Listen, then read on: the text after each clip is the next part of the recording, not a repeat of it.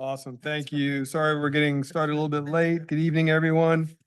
I'll call to order the November 2024 Planning Commission and ask for us to establish the quorum. Could we have the roll, please? Okay. Mr. Murray, Here. Mr. Claiborne, Here. Mr. Missile, Here. Mr. Carazana, Here. Ms. Firehawk. All here. I have Mr. Bivens and Mr. Moore are both absent today. All right, thank you. Looks like we are fully staffed, so thank you all for coming. And with that, we'll start the work session. I guess I'll go through all these numbers. ZTA 2023-6, STA 2023-3, WPTA 2023-3, and OTA 2023-2 riparian buffer protection standards. Thank you, staff. Thank you. So this is a work session about the proposed riparian buffer protection standards. To answer your questions, I just wanted to mention that Mr. McCall, the Deputy Zoning Administrator, and I believe Mr. Pohl, the County Engineer, will be available online to provide information if you need it. So just as a quick overview of what we're going to do today, review of past and current buffer regulations, a review of the proposed buffer standards. We'll spend most of our time on your questions and discussion, and then close off with the next steps.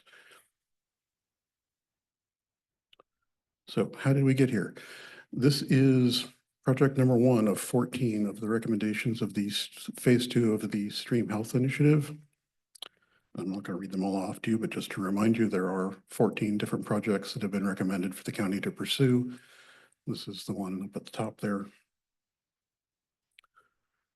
So this reason I point that out is to say this is one of several tools that we'll be pursuing to consider how to improve water quality and stream health. This is fairly focused. It's not the entire toolbox. It's just one of the tools. So the scope of this project that was recommended to the board and the board passed on us continuing was to alter the existing stream buffer regulations that are currently in the water protection ordinance in an attempt to get back toward the pre-2014 requirements that stream buffers be retained county-wide rather than just in regulated land disturbances. However, it would keep the current exemptions for agriculture and forestry public utilities. As part of this, we would move the buffer regulations from the water protection ordinance to the zoning ordinance, and we would update the engineering design standards manual with necessary guidance on how to implement this. Before I get into the history of where our buffer regulations have been, I just want to mention that the buffer locations throughout the past and current and proposed ordinances are basically the same. So it's not included in the scope of this project to expand or contract the buffers over where they are right now. So there's 4 categories that the buffers can fall into. Development areas not in a water supply protection area, where we have 100 feet wide on perennial streams and wetlands. Development areas that are within a water supply protection area. Public water supply impoundments, the areas directly adjacent to them, which have a somewhat larger buffer. And then the other locations in the county, which is basically the rural area, but not adjacent to a water supply impoundment. Got 100 feet on perennial and intermittent streams or the limits of the flood hazard overlay district. So before 2014, riparian buffers were required to be retained if present and established where they do not exist throughout the county. The one difference in buffer locations in that pre-2014 ordinance was that there was also a requirement for a certain level of management for 25-foot buffers on cropland, but not pasture land, to prevent concentrated water flows over the buffers into the streams. Realize that out of the 690 square miles of the rural areas, we only have about 600 acres of cropland. By far, most of our ag land in the county is pasture land. Okay, yeah. Our existing buffer regulations came into place in 2014, again, with the buffers being in the water protection ordinance. But the extent of the buffer regulations was pulled back to only relate to regulated land disturbance activities. So when you hit a development project of 10,000 square feet or more, and there are regulated stormwater management and erosion sediment control regulations, you also have the buffer requirements. You have vegetation retention requirements for those projects, and mitigation is required. Structures that require building permits are not permitted in the buffers. However, outside of those land disturbing activities, changes to vegetation in the buffers are not currently regulated. So tree clearing, earth disturbance, removal or cutting of native vegetation is not regulated through most of the county in the buffers where there's no land disturbing activity that's under a permit process. So the proposal now is to go back to that pre-2014 status where even buffer vegetation outside those LDAs is still required to be maintained. However, the current project would maintain the existing exemptions for agriculture and forestry. We originally set into this project expecting it to be an overlay district. There were a lot of practical problems with how that would be implemented. So it's now proposed as performance standards or protection standards for section 4 of the zoning ordinance. I'll just point out that in staff research, most of the comparable localities, so localities above the tidewater range where the Bay ordinance is mandatory, but that have buffer ordinances, by far the majority take this approach rather than the overlay district approach. They go with these standards. It's not 100%, but it is to the places that we surveyed that were comparable counties. Loudoun, Fairfax, Fauquier, Roanoke County, and Powhatan County, for example. So I won't read this whole detailed slide off to you, and we can get into this in more detail in the questions depending on your specific interests. There are some things that are new in this draft ordinance. For example, the first item 421.2 is what I talked about earlier, the expansion of buffer requirements, not just to the LDAs, but also to all buffers in the county. Probably the greatest area of interest I would think would be 421.6, which is where the criteria for vegetation management are. 421.7 and 8 talk about by right uses and uses that require mitigation plans. And finally, 421.9 is the section that gives the details or standards for those mitigation plans to be approved by the buffer administrator. So again, we can come back to that in more detail once we get to your questions. I'm sorry, can you remind me, what is the LDA again? Sorry, plainer speak. Land disturbing activity. Okay, So, sorry. yeah, that's the regular Sorry, activities I of thought it 10,000 was square feet. organization. All right. Thanks. Never seen that. Too many acronyms. Okay. So here, just a quick comparison. Again, under the current WPO, vegetation changes are regulated within those land disturbing activities, but not regulated elsewhere. The key difference here with the proposed protection standards would be that except for permitted uses, native vegetation must not be disturbed or removed, and that buffers must be maintained in as natural a condition as possible. And there will be guidance in the design standards manual for how you can achieve that. When I say except for permitted uses, there are two categories of permitted uses in these buffers. One is uses that are by right, and another is uses that can be permitted by administrator approval, but only with a mitigation plan. So I'll go into those two categories in just a moment. Yeah. In summary, those by right uses include ag and forestry, utilities, water dependent facilities, passive recreation facilities that are pervious, such as trails, historic preservation and archaeology activities, obviously buffer planting and management, and posts and poles. Whereas the second category includes uses that require a mitigation plan.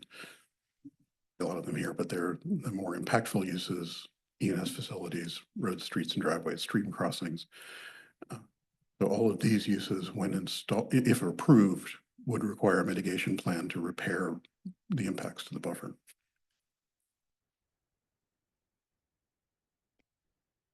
In the draft, the mitigation plans would require replanting at a 2-to-1 ratio as long as that falls within the buffer area. It wouldn't go beyond that. Plantings would require to be native species, and there'll be a design standards manual link that tells you what the approved plant list sources would be. Planting standards would be included in there, and that bonds can be required until the plants are established. Of course, this is a new program that would require some level of staffing and enforcement.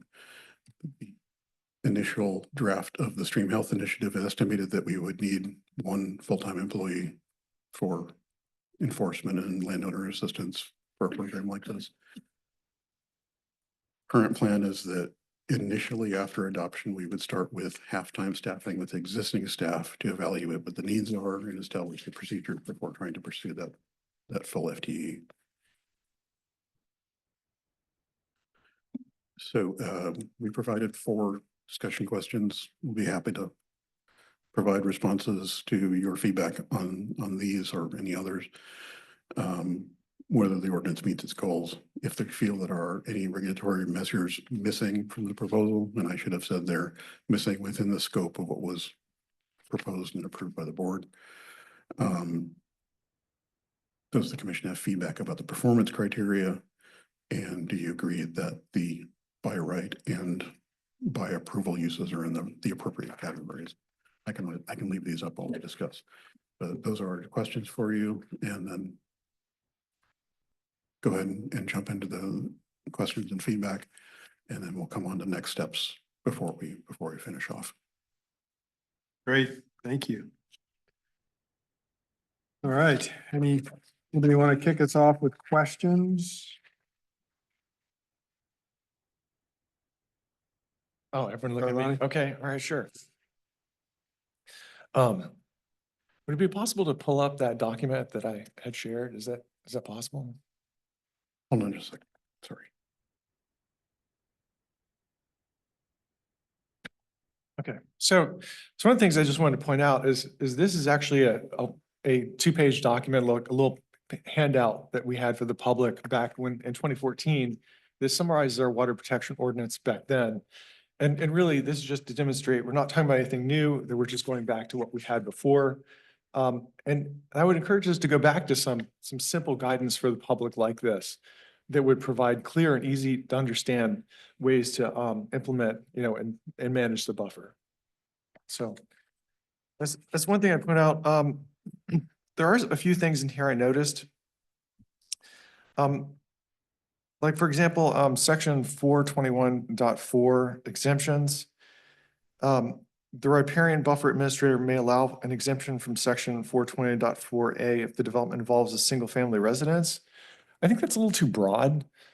In other places, it has this language that says to allow for reasonable use of the lot.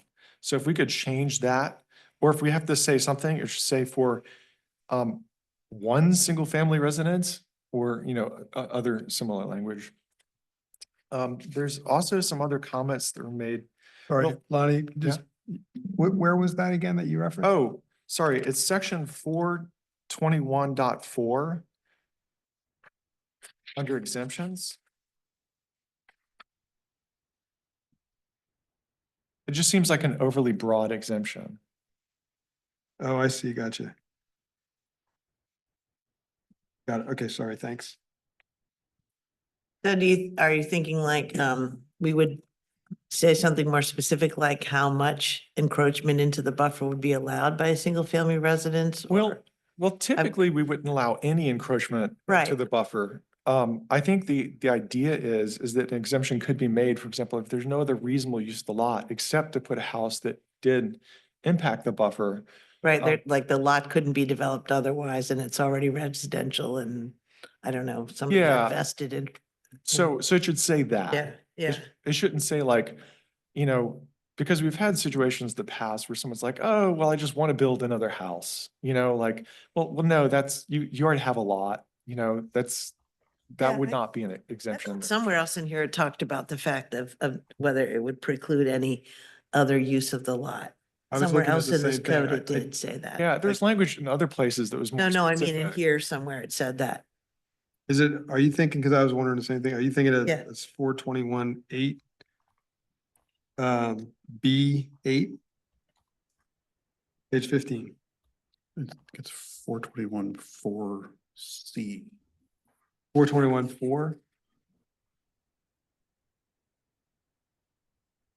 C is what you're referring to, right? Oh, yeah, I was referring Yeah. to C, yeah.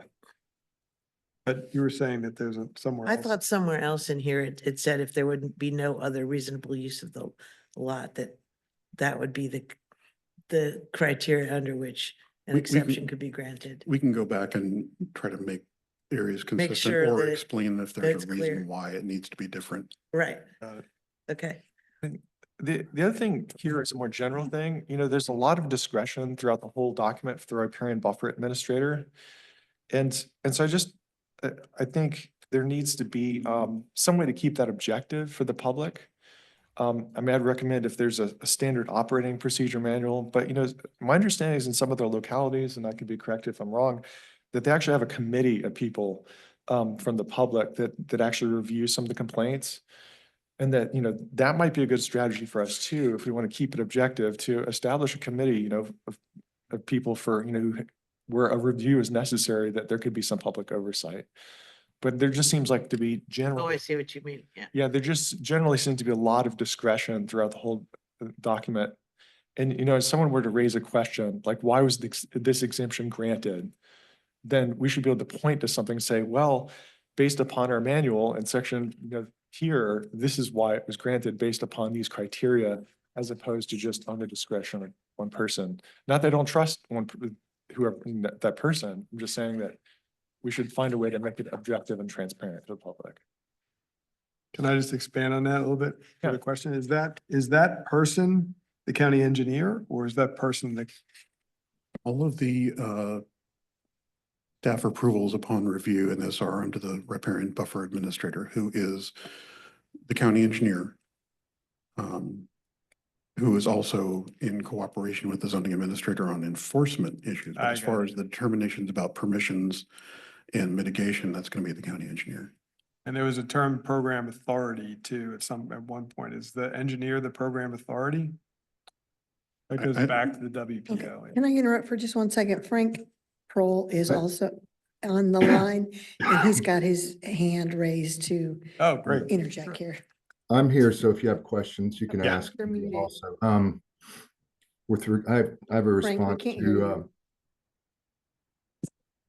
Make sure you're unmuted on your computer, because he's unmuted on our end. Okay.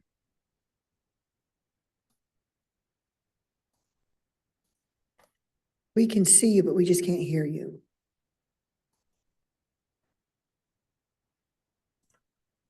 one minute. No, we Oh, got yeah, you. Yeah. Okay. Can you hear me now? Yep. Okay, so, yeah, as Scott said, the riparian buffer administrator is the county engineer. There are some overlapping duties with the zoning administrator, and those are spelled out in here. I think it's mainly with regards to enforcement. The idea was to keep the current structure of review the same as it is now, which is done through engineering. We could look at some oversight. I understand about the committee that we don't want to start creating new committees, but if you would want to do that, I guess that's a board matter to create a new committee, unless you're just talking about staff. So that, I hope that answers your question regarding the administrator. The program authority is not in this. I don't think. If it is, it's really should just be the buffer RBA, the riparian buffer administrator. I don't think there is a program authority in here. Thank you. Sometimes when you, if I may, sometimes when you want to ensure it, instead of a board, another idea, when you want to ensure transparency is to have an SOP, a standard operating procedure that outlines the criteria under which an exception request would be reviewed and what would be the considerations, like a decision tree. Yeah. And that way they could, follow that consistently instead of like, I don't know what, arbitrary. And then have a documentation. It met this, therefore we decided this. It did not meet this and this criteria, therefore this was the decision. And that would be more transparent than simple, just like discretion, I guess, is Yeah. another option. Yeah, and I would strongly support that kind of Yeah. idea. So, I mean, Okay. outside this, I think that that's a key piece of this that I would like to see. So I may address your Maybe previous Scott could question. develop an SOP to go along with this for those exceptions. And, Yeah. and if you want additional review, I have a background in this and Lonnie does as well. Some of the things, grandfathered uses, one of the comments that we got fairly late, referenced this, and I understand we certainly want to, if they're existing uses, we want to permit the uses that occur, structures or other things that are in the buffer. But I do have some concerns about necessarily expanding those uses, particularly if those expansions extend further into the buffer, or if structures or derelict or not being used, that it may be beneficial in some cases to tear those down and then build a new structure outside the buffer wherever that's possible. So Yeah, I wouldn't, just question, I think it said that those things would be not considered non-conforming uses. And then in the county, you already have code pertaining to expansion of a non-conforming use. In other words, we have things about it can't be unused for a period of years. If it like is partially destroyed, 2/3 or whatever, it cannot be rebuilt. There's already rules around non-conforming uses in our code. So I think those would come into play because it did say they would be considered non-conforming. That's what would be my take. Good to nod, Yeah. yes. Yeah. yeah, so that being the case, do we need to carve out exceptions? Specifically saying that, allowing for expansions or that sort of thing. I mean, that language, maybe that language is not necessary. Yeah, it's because they're already stated as non-conforming, any uses that predate this that are not allowed. One of the other things that was mentioned as being allowed, were lakes and ponds. And I understand that's because, someone can get an Army Corps of Engineer permit to build a lake or pond, or someone can build a farm pond that doesn't require a permit. But we should have clarifying language in there. If someone does, that the new buffer extends to the around that new pond or that new lake.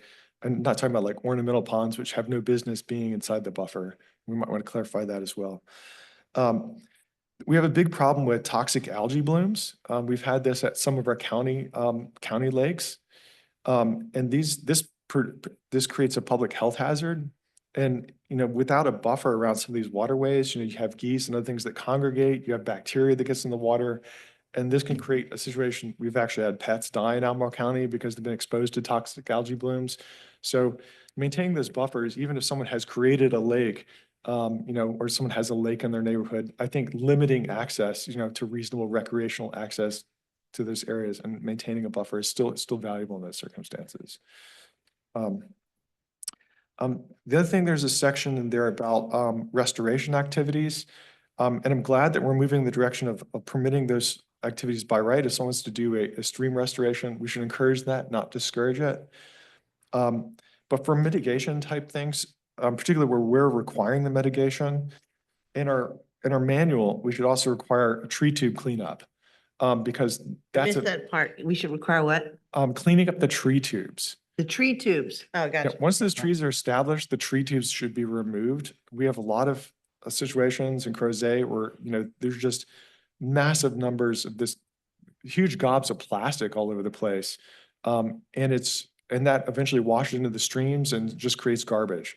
And it ends up killing the trees that was meant to protect. So that should be part of our closeout of this project, is to make sure those tree tubes get removed. It could be in the mitigation manual Yeah, it definitely in that. if it's not already. The other thing too is there's a weird carve out for 50-foot exception, so some of the water supply areas, this mainly affects Crozet, though there's a 100-foot buffer around intermittent streams and that are in the water supply protection area. And so that affects a lot of the areas in Crozet. And there's a weird carve out that allows, going in, 50 feet inside that. And I just don't know that that's the what? best. I'll let me find that. I mean, like, you go 50 feet inside it to do what? Just to allow development. Encroachment? Yeah, let me find that section real quick. I think Frank has his hand up again. Frank, do you have Yeah, your I hand up can again? or did help that- if, I can help if you'd like. Okay, no, he's fine.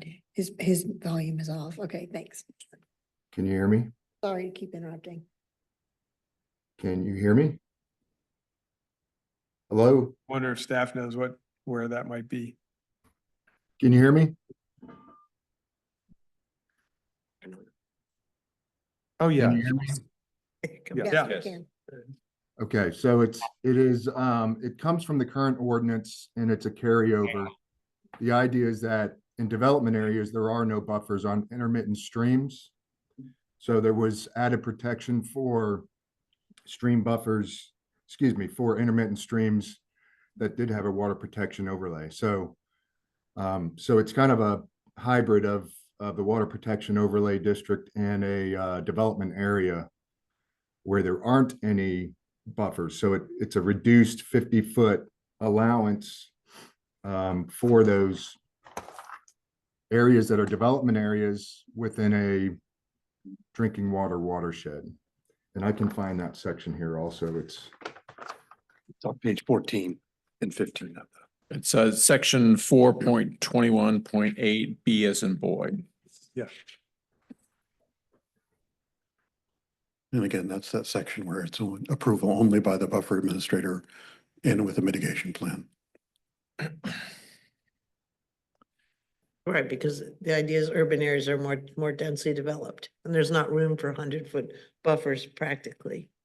Yeah, I mean, but on that note, I mean, I certainly hope we're going to go back at some point and revisit this concept of going from 100-foot buffers on intermittent streams in the rural area to no buffers at all in the development areas. I know that's not within the scope of this, but I hope that we come back to that because I think at a minimum, we should have 15 feet, 5 feet, something, the fact that we go to nothing at all and we go from 100-foot buffer to you can just wipe it off the face of the earth. Because, if you think about, if you erase all the intermittent streams, you kill the stream. And it's just like if your circulatory system, if you did not have capillary blood vessels, you would die.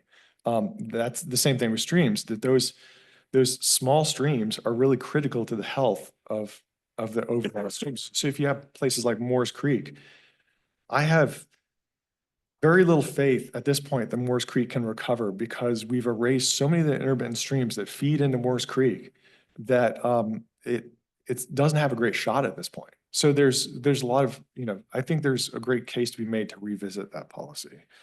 But at least with that carve out there should be some more guidelines at least for that. If we're going to say we're going to allow you to come into that 50 feet. Once again, maybe it's with that standard operating procedure. Mhm. Is it because someone's practicing a low impact development? For example, that would be a great, say like, okay, if you're practicing low impact development methods, maybe allowing you to encroach a little bit, maybe that makes some sense. But we should be some guidance about when that happens and when that doesn't happen. I would say one of the nice things about Crozet is because we do have those 100-foot buffers, even on intermittent streams, it's allowed for way more green space.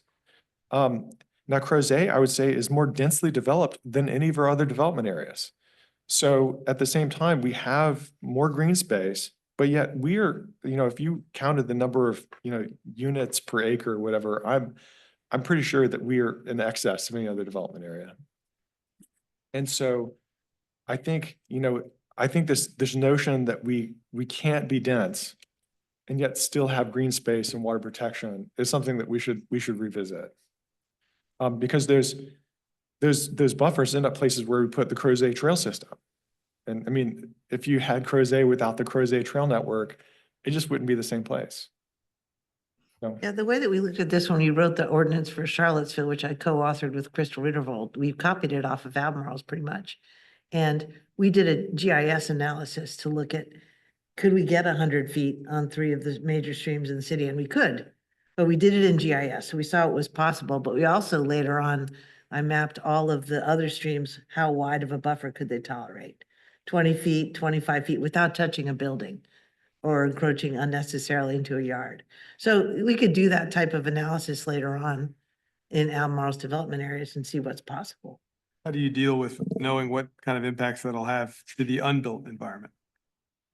Like if you were measuring from the nearest building, We're measuring from the stream out and then seeing, playing with different widths and seeing whether, did they still have were there buildings in the way or not, or was it free Existing and clear? buildings. Yeah, and then we also looked at how many miles or feet of stream had a buffer and which were lawns, for example. I So we see. kind of knew what was existing, what wasn't. yeah, I got you. Yeah. Is the county considering anything like that? It's doable. yeah, I mean, I be a think if good you look idea. at the UVA's South Lawn project is a great example of where they've integrated an intermittent stream right into the project. It's engineered, which is, I think, fine at that stage. If you're in an urban area, allowing that stream to become more engineered, as long as it's not buried, I'm fine with that as an outcome. But I think we should have something. And we don't revisit this kind of ordinance. It's been, we knew that this was broken for a long time, Yeah. since 2014, and yet it's taken us this long to come back and fix it. I'm concerned that if we don't Right now. get it right, it's gonna take us a lot more years to fix this. If you look at the situation Asheville just faced, I mean, we know that this is a dire situation. Like, this is something that we should deal with now, particularly as storms are getting worse. We saw the storms that, that the roads that were washed out, and we didn't get hit near as bad as they did. And we can't trust the federal government anymore to necessarily step in and be the agency that's going to protect streams and wetlands. So we may need to pick up the slack a little bit. So. Scott, did you go back to the slide? Excuse me, just to respond to your question, I don't have all the details in front of me or recall them, but one of the 14 recommendations was a stream quality assessment program. So we can try to get you more information about that afterwards. Thank you. I did want to say some positive things about this before I stop, and then I'll let other people speak. There's some great things in here, particularly what was done with the manual. That talked about like what changes are allowed from what vegetation type to what other vegetation type. There's a lot of nuance in there, and I just really commend staff for the work that was done. This is going to be a big improvement, I think.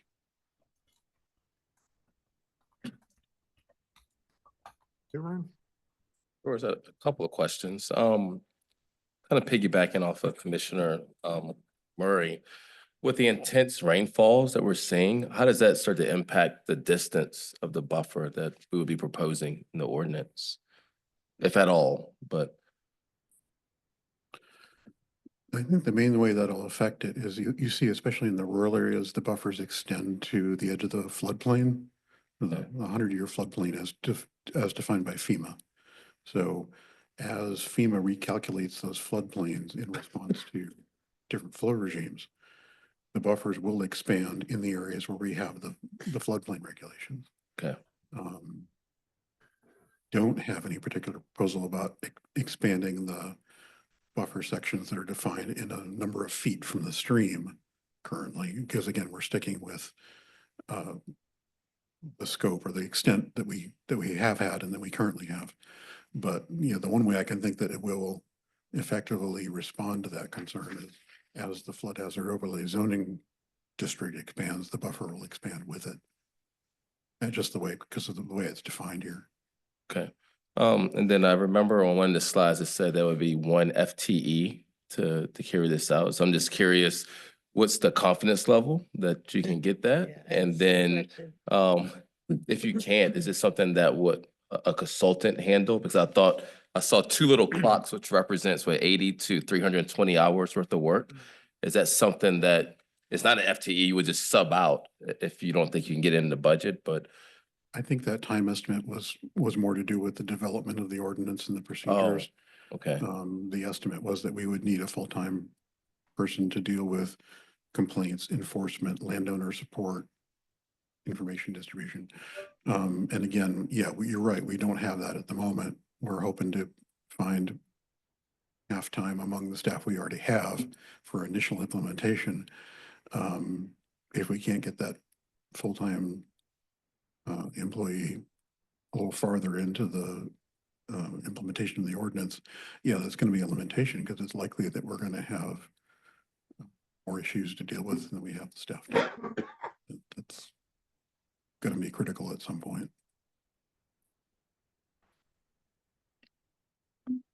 Great, good. The matriarch is coming. Oh, didn't see that. I was like, what? Yeah, what you're doing. I'm not sure how to respond to that. Jody Falardo, Community Development Director. I just wanted to clarify a little bit that staffing question, because that is a very pertinent question. This has been a long time in coming, as even Lonnie had shared. We don't have a great expectation to start this program with a full allocated headcount to it. We're not sure how much of a headcount it's going to take. We think it's about 1. Right now, our next year's budget looks exceptionally tight, as does the following year's budget. So we're not sure we're going to get any additional headcount. But if this does get passed, or when this gets passed, our commitment is to try it and then see how we do. We have hopes that we can initially accommodate these additional responsibilities with existing staffing. We're going to need more than our existing staff to continue this program. And we're hoping that the needs of the program and our ability to actually find staff and grow the staff will converge. But right now, the next couple of years are very, very tight for our budget. So thank you. So I have a suggestion about that.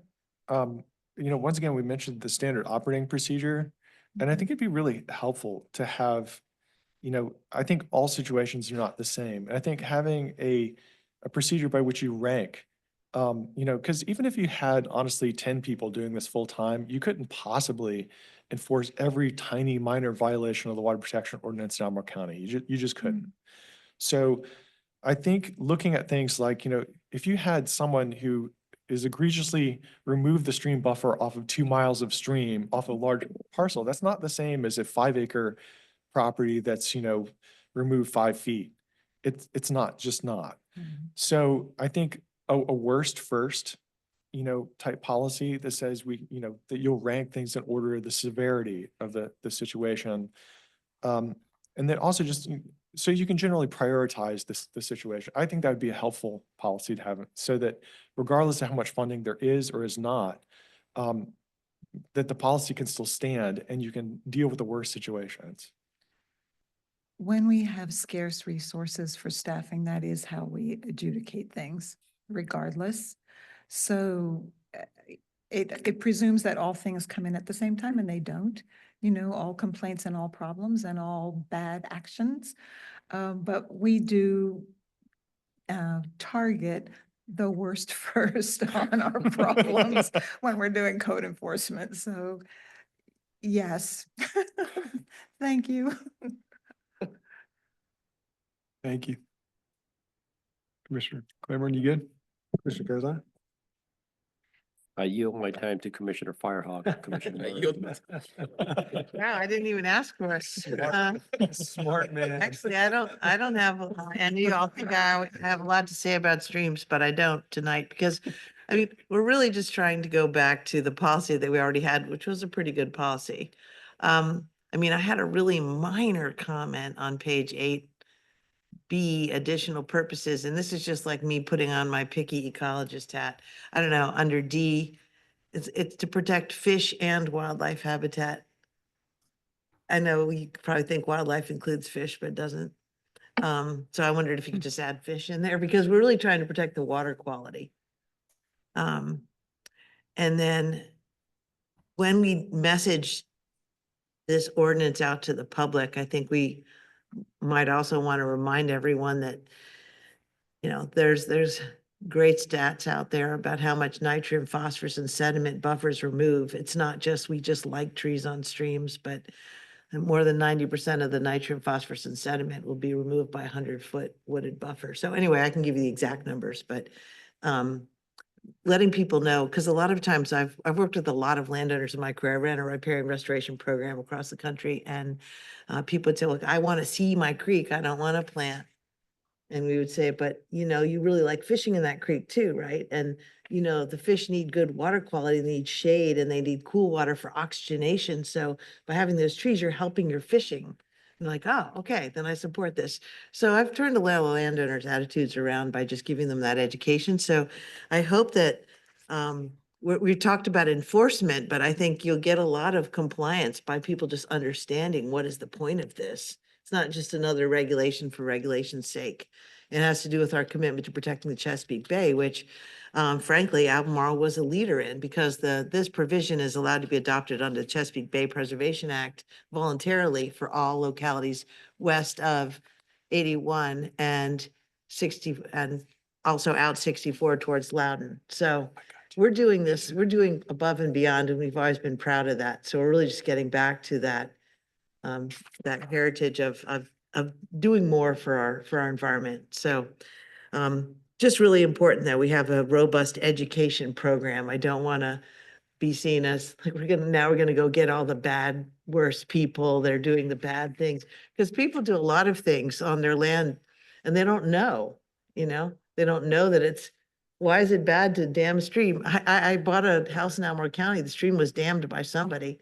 And I took a sledgehammer to it and I couldn't break that thing, and I couldn't afford to have someone come out. But frankly, climate change helped and the dam came down by itself. And now I just call it the cavern. So anyway, the stream is babbling and healthy now, but people do a lot of stuff to their creeks, not out of willful badness, but just not knowing what they're doing, why that's not desirable. So that's really all I had. I'm very much in support of this, and I hope we can, like I said, do a robust education program, because, my various neighbors are doing various things, putting stone patios and barbecue grills and all kinds of things. Some have hip camps, which aren't allowed, but there they are. There's, Hip camps? yeah, you heard about that? My younger brother told me, like hip, like, I don't know if it means hipster or hippie, but it's like Airbnb except for camping. You rent out you rent out, you could rent a riverside campground and camp there. And so the owners, to make it easier for these people to camp, go and cut the vegetation in between the trees, and they make little fire pits, and they put a picnic table. They're doing a bunch of stuff to make this illicit campground. This is happening. So That's probably right. there are things going on in the rural area. Okay. Another neighbor took a backhoe and rearranged everything, cut all the trees, made a new channel. I mean, I don't think this is willful badness. I think this is more like along the lines of just, it's my land and I wanted to do this thing with it. I appreciate that Commissioner Murray brought up the old brochure that we had. Yeah. And we're very focused at the moment on the content of the ordinance, but I think the expectation all along has been that we would have more outreach materials and educational materials if and when we get closer to adoption. And I so think we're that will take prepared some to- funding, I mean, if we really will need some, and that might be a grant type thing that we could apply for funding to do a big community buffer planting campaign or something like that, or awareness campaign. Well, Like we need to think outside the box. Well, I think one of the benefits, my understanding is that this is more in line with the language that's in the Bay Act now than it was. And I think the closer we can keep to that language is the better, because then we can use the materials the state has already developed for the rest of the state. I mean, DCR and DEQ already have a bunch of handouts. And in fact, I believe the handout that we showed before was developed in partnership with them. So I think to the degree we can leverage those educational materials that are out there, the better. Yeah, I'm just saying it's gonna take proactive education, so It will, not just a web absolutely. page with like, here's what is a buffer kind of thing. Yeah. It's And gonna, I more agree that it's yeah. more important Actually to, talk to people. I think, focusing on enforcement. I mean, I think enforcement will always be necessary for bad actors, but most people, I think, are going to do the right thing. We look at the stormwater conservation districts, with where I used to be, and still sit as an associate director. I mean, it's amazing. I encourage people who never listened to one of those meetings, just see how many farmers and other people come forward to voluntarily spend their own money to plant trees and implement conservation measures. So there's a lot of people spending quite a lot of money to do things on their own to make things better. Yeah, there's also, just since we're mentioning it, the James River Association, don't go and quote me on this, but they have a heck of a lot of money. I don't know what the exact figure is, to assist landowners with riparian planting. So for example, my neighbor across the street, they came in, they removed all the invasive species, and then they replanted the stream buffer. And they even came back several times to manage the site and remove new invasives coming up. So she's got, this whole restoration project, and all she had to do was say yes. So they're doing projects all over, and they're available. And so, there is funding and there is expertise available to landowners who are interested at no cost to them. I did have one other question there. So there's a lot of benefit that we get from moving this into the zoning ordinance. So my other question is, what do we lose? Is there anything we lose in terms of enforcement that we have now? Like, for example, would this affect the ability to, as we're right now, it's sort of bundled in with erosion and sediment control. Are we going to lose like stop work orders or other things, other ways, other tools that we have now by this being moved out of that section?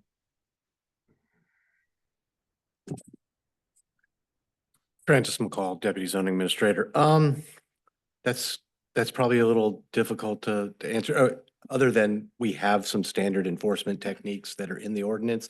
I don't think we've discussed any additional ones that may be able to, with whatever we're enabled to do in that sense. So right now, as you know, we're complaint based, so we'd have to get the complaint, send those individuals on site to wherever those complaints come, do the investigations, make their determinations as far as what could be done.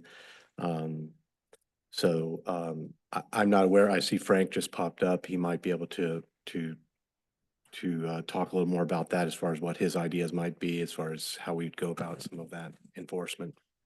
Yeah, Commissioner Murray, we've talked about that a little bit. As you know, the zoning regulations would go through a different process than the WPO process for stop work orders. But if it's associated with a active land disturbing activity that is also permitted, there would be two ways to approach it now. We would have the zoning violation and a stop work order for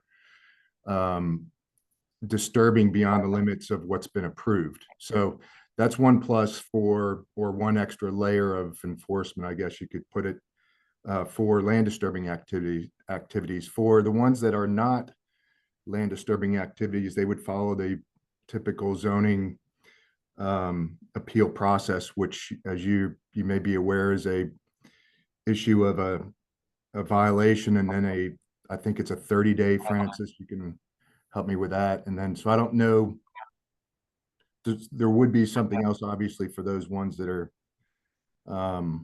below the land disturbing threshold. Now, tree clearing is considered land disturbance. So as defined in the ordinance. So those would be covered under the ordinance if they exceed 10,000 for land disturbing and a stop work order. But that's all I wanted to add. Zoning's able to go the range of civil penalties and then injunctions if necessary. So, and then I assume that there'll also be triggers when we'll be checking for buffers, right? So for example, if someone puts in a building permit with Albemarle County, then this would be an opportunity for us to check to see if those buffers are in place. That's correct. That goes on now. I think with when somebody's Yeah. proposing Yes. their building permit for their new dwelling. Quick question. Sure. So in the case where someone has a stream crossing, like it talked about new stream crossings, but what if say if you have an existing stream crossing? In the last high water events in the past several months, the number of people's driveways have collapsed. And they've had to rebuild their driveway across the stream. So obviously that's encroaching in the buffer, but it's an existing encroachment. Is that something that triggers, does this get triggered by that? Do they have to get additional review or? I'm looking to Frank. as Yeah, far I'm as ju- what he's, It's not sure because that's come up a lot recently. there may be some, ability to do that, or there may have to be some nonconformity considerations there as far as a nonconforming use, now that They're it's like in the zoning driveways that ordinance. cross streams, but they go through a buffer and they already exist. But a storm rips them out. The landowner has to rebuild it. I think Frank's right. Yeah. Those would not, the way I've seen these happen is they don't impact any more buffer than they've already impacted. Okay. So it would be a maintenance project, basically. And it's something that if that's something you were thinking, we could potentially add some language to the Yeah. regulations. Not about really, that. as long as it's not expanding the existing Right. footprint, then we don't, to me, it's not of concern. It's also covered under water dependent structure or facility, being that you need to have a bridge to cross a stream. To get to your house, well, it's a lot of Yeah. houses in Albemarle can't get to their house without crossing a creek, so. Yeah, so I think it's covered under number 5 of the permitted uses. Thanks. I just had a couple of questions, minor stuff, but just clarity. One, on page 11, it talks about installing signage to identify the landward boundary of the buffer. And that is where development includes a riparian buffer. And I'm just curious, is that a new requirement? Has there been a requirement to install signage in the past? I don't think it was spelled out as a requirement, but it was done in the past. If you look at that pamphlet that I had Yeah. posted before, there's actually a picture of one of their signs in the pamphlet. Oh, okay, good to know. I was just wondering, I mean, if we're trying to preserve this area and we've got signs everywhere, is that the right way to do it? But They're small. small, okay.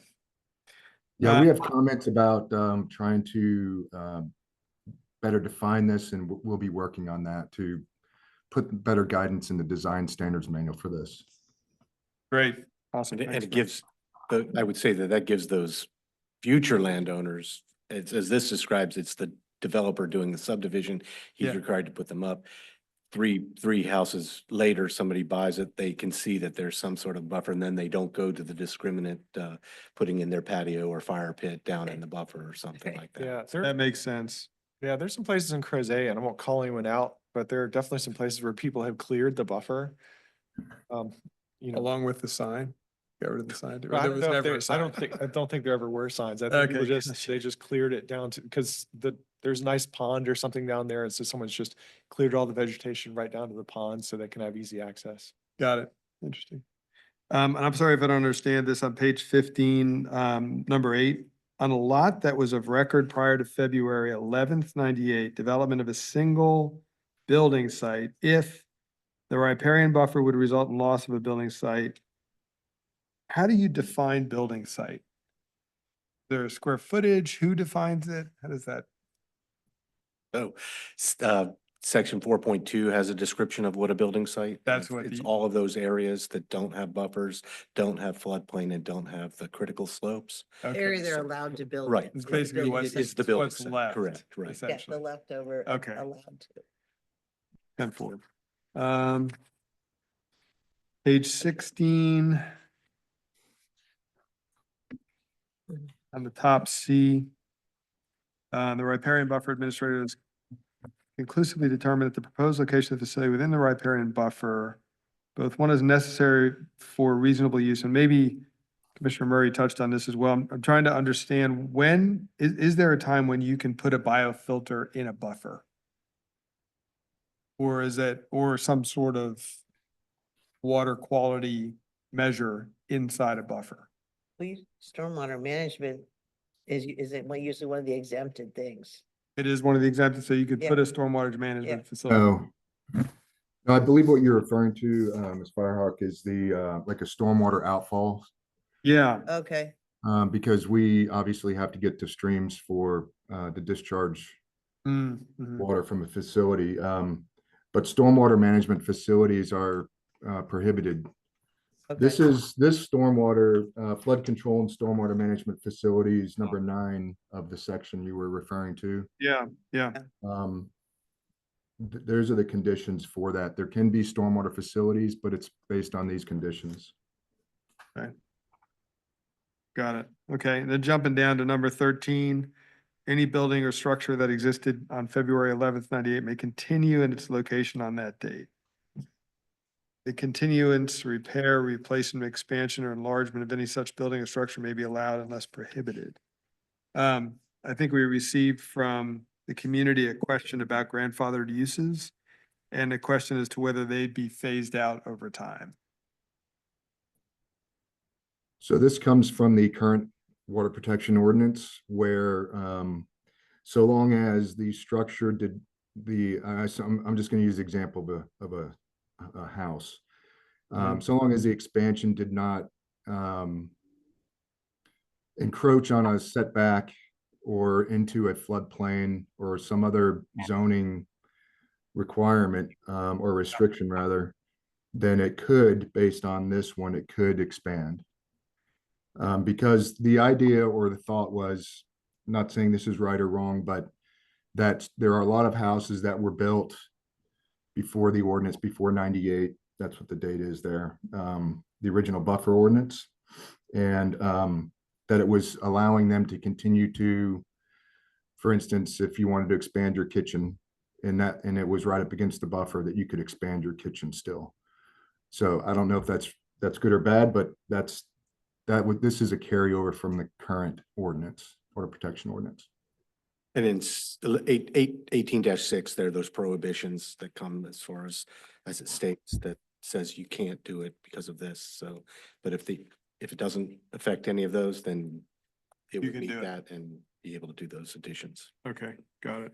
And then the last question is, I think this applies, so you used to be able to, maybe you still can't get an early grading permit based on a WPO approved, an approved WPO. An early grading permit essentially. Is that still available once this takes place or once this is Yes. finalized? It is, okay. Yeah, it doesn't change the water protection ordinance requirements or regulations, Got it. except for the buffer section, of course. Yeah, yeah. Okay. That was all I had. Oh, I see what you mean. Okay. All right. Great. Any other concluding thoughts, questions from staff, of us? Anything we whiffed on? Yeah, I wanted to make a point about Commissioner Murray's comment, the first one about the exception. And that exception in section 421.4 C was from having to submit a development application for single family. So it's just exempting a single family residence from having to submit a plan or a site specific evaluation. We get a lot of houses where where we can tell that they're plenty far away from, they're far enough away that we wouldn't need a site specific evaluation of a buffer on their property to build a house. So that's kind of where that comes in. So you're saying it doesn't exempt them from the buffer requirement, it just exempts them from the evaluation? Correct. Thank you. Any other questions, comments, thoughts? That's what it should say, at least. If that's not what it says, I'd like some input, but yeah. I just say it's about time we put this back. Awesome. Yeah, and there's one small matter in here that, and Commissioner Firehawk may not agree with me on this, but there's issue of farm roads that I know has been a issue in the county where people have, grandfathered in. Someone will come in, basically they have a lot and they'll they'll put in quote unquote farm roads or logging roads, sometimes even with cul-de-sacs. And then come by and these roads will go in the stream buffer. They'll violate a lot of our rules about, what we can do with, the standards for roads. And then come back and then apply for, actually we decided we want to put a subdivision here. And then now these are gonna be really roads. We should allow us to keep these roads that we just put in, these farm roads we just put in here because they're pre-existing. So I guess the question is how are we gonna prevent that within this ordinance? How, what is the period at which we're willing to grandfather in things like, farm roads and prevent people from just doing an end run around the ordinance? I can It's a give you an great question. example of how you could address that if you want, but I'll let the county staff speak first if they want. I would love to hear suggestions that you have, but we could require that a change in land use. I think we have that chart. I don't know if that's addressed on the chart, Scott. No, the chart's just about changing vegetation types, not about infrastructure. Okay.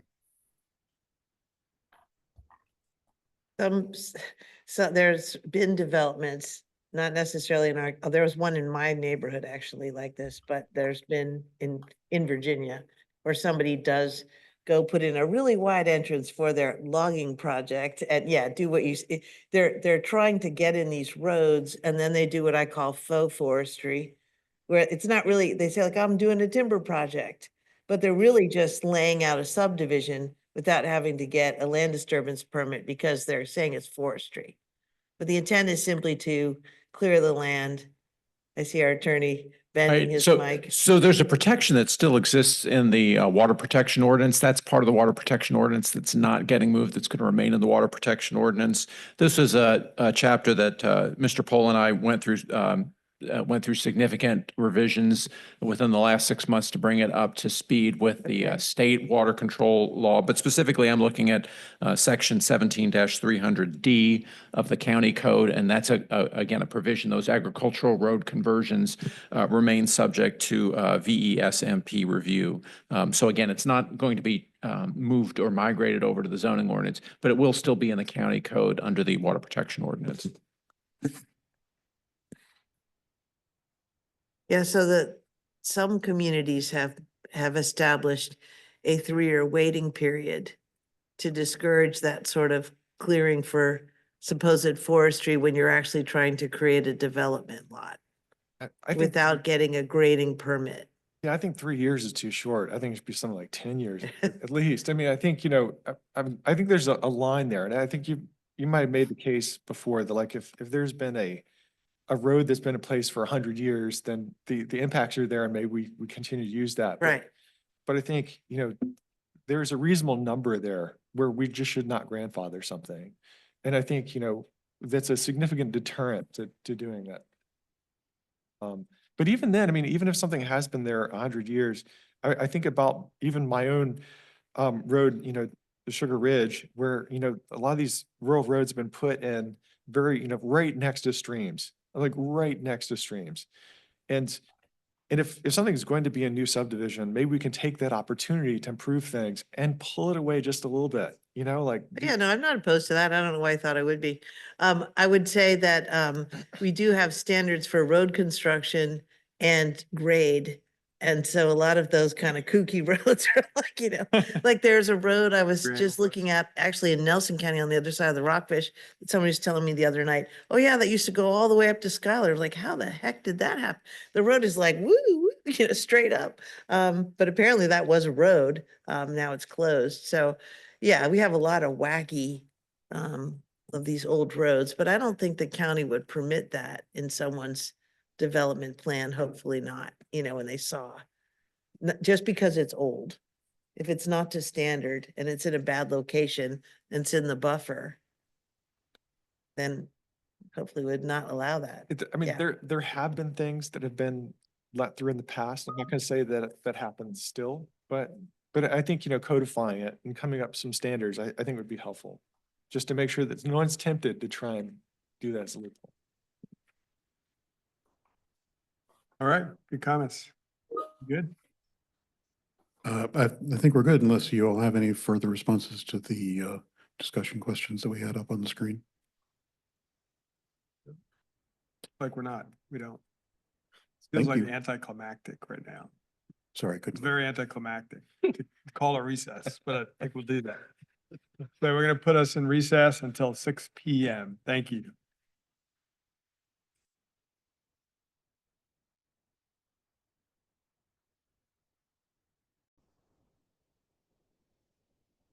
We are live. Yes, Mr. Chair. At least 4 people in the room. It is 6 o'clock and I'm gonna reconvene the Albemarle Planning Commission. Mr. Chair, if you don't mind, please. Gentlemen, or the applicant for Carter Machinery hasn't arrived yet. Potentially, we could flip the Order. order, if that would be okay. Give them a little bit more time to get here. Okay, I think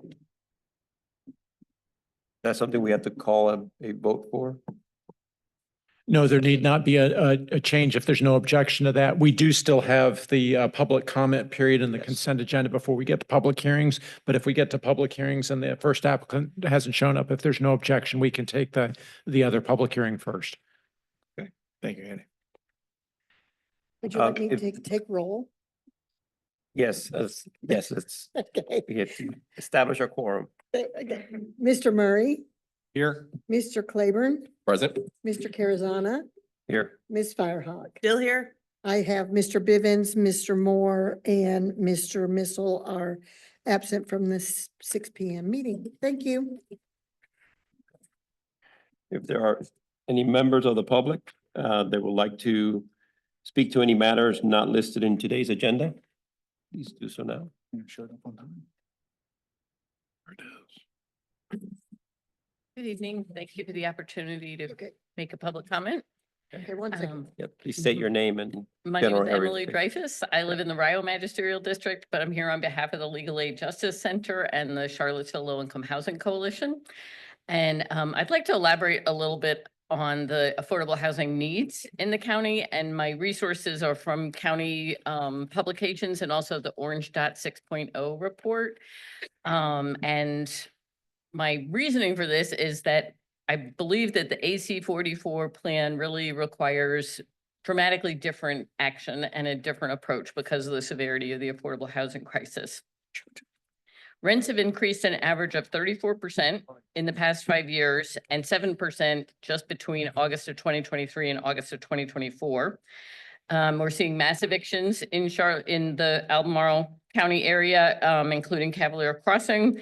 And that sort of displacement and housing shortages are likely to continue as the market is so incredibly pressured. And this also does lead to a negative impact on climate change because people are having to commute from distant valley locations in Buckingham County and Louisa and other places that are putting a lot of stress on their carbon footprint and also on their dependency on cars. The Orange Dot 6.0 report shared that of the 27,330 families living in Albemarle County, over 5,000, about 18%, do not earn enough to provide for their family's basic needs. They call this the self-sufficiency local standard, and in order to be self-sufficient in Albemarle County, you need an annual income of over $63,000.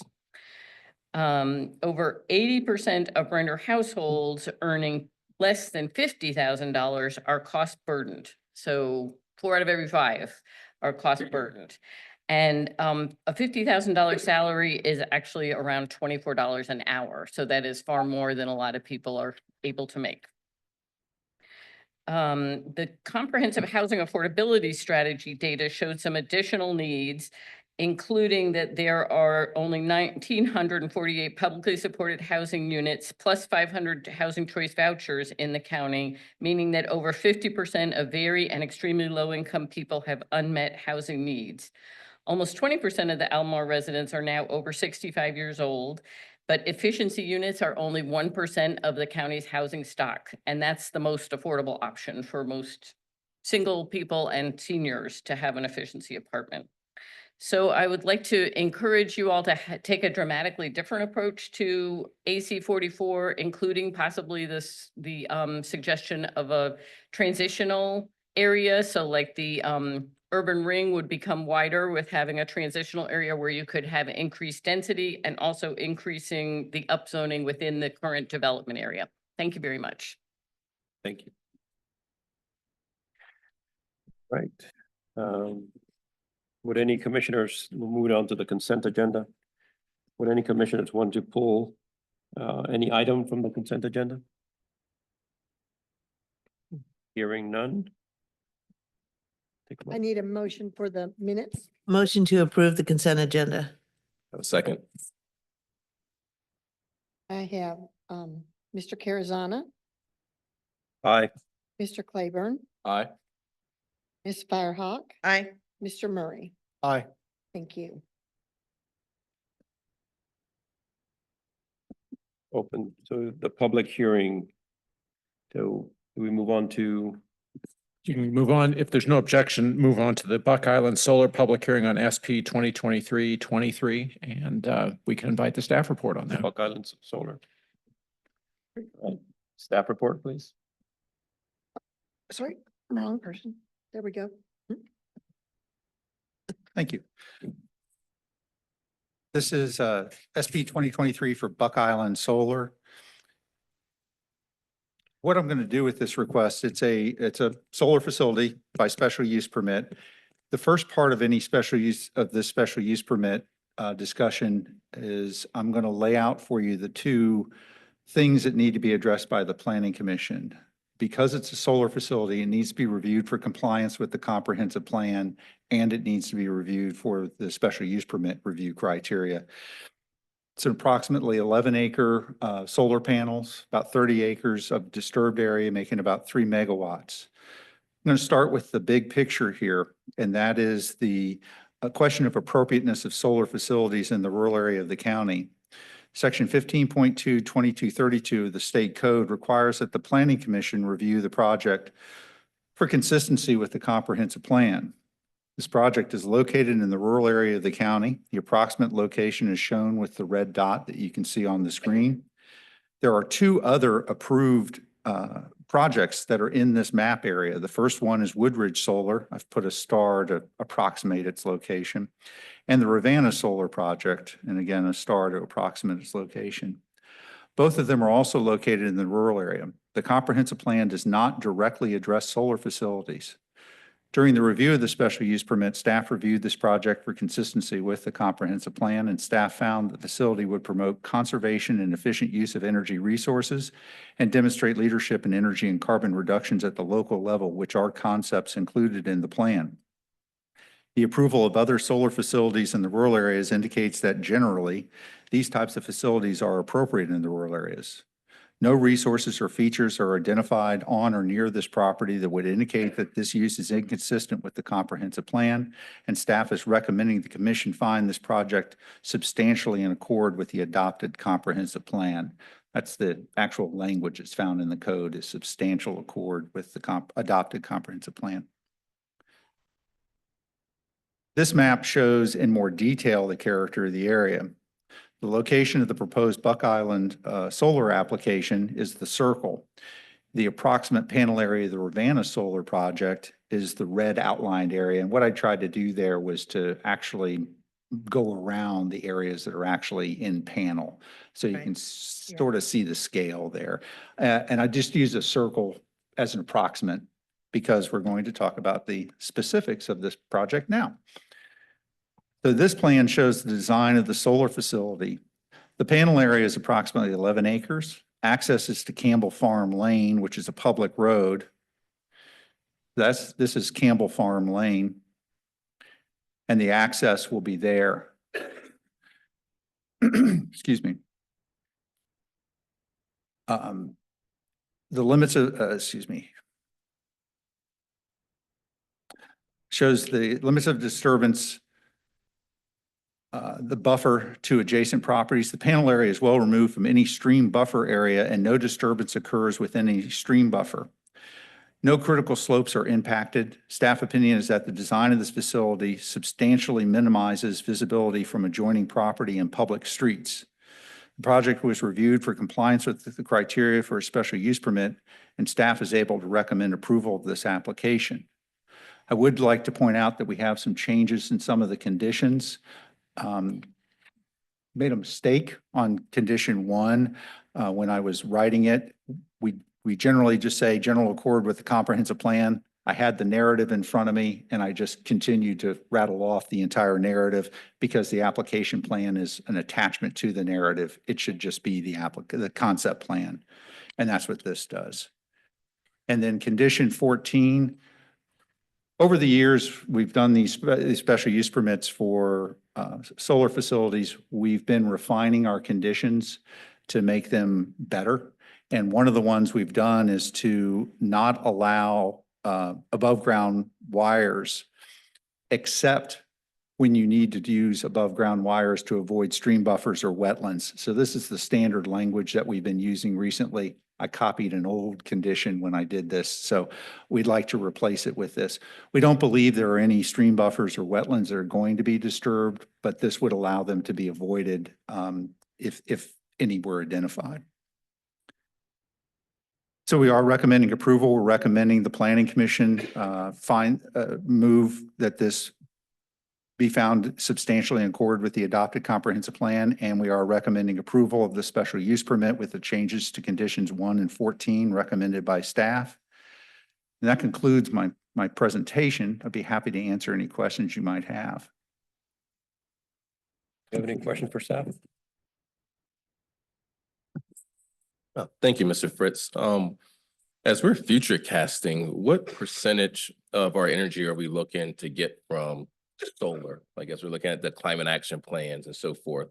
I couldn't find that off the top of my head. Do you know? I don't remember if there's a number in the climate action plan. There isn't anything in the comprehensive plan, and it wasn't part of our review.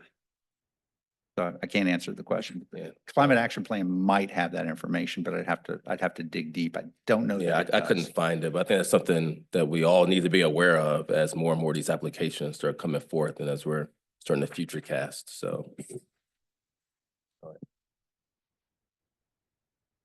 But When staff's reviewing these applications, does the scale of the project factor into whether you look upon them favorably? So the one that you showed us as an example, for scale that's nearby, is a utility scale solar, and this one is not.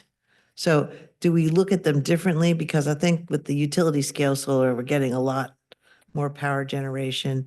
This, on the other hand, is smaller. It does generate power, but it's not as impactful. so one of the things that staff did consider on this particular one, again, there are about 11 acres that are under panel here, about 30 acres being disturbed. It's in the rural areas. The minimum lot size in the rural areas is 21 acres. So they could divide this, put a house on it and remove it from agricultural production. And that would be by right. So this is sort of falling into the same scale as what could be done by right for potential removal of agricultural production. Okay, I guess the difference though is that, well, it isn't really a difference. Never mind. Okay. Commissioner Murray, you have a question for staff? Excuse me. So I know in the past, we've talked about some guidelines about vegetation, encouraging, and I know particularly the Natural Heritage Committee talked about encouraging planting for pollinators and native plants.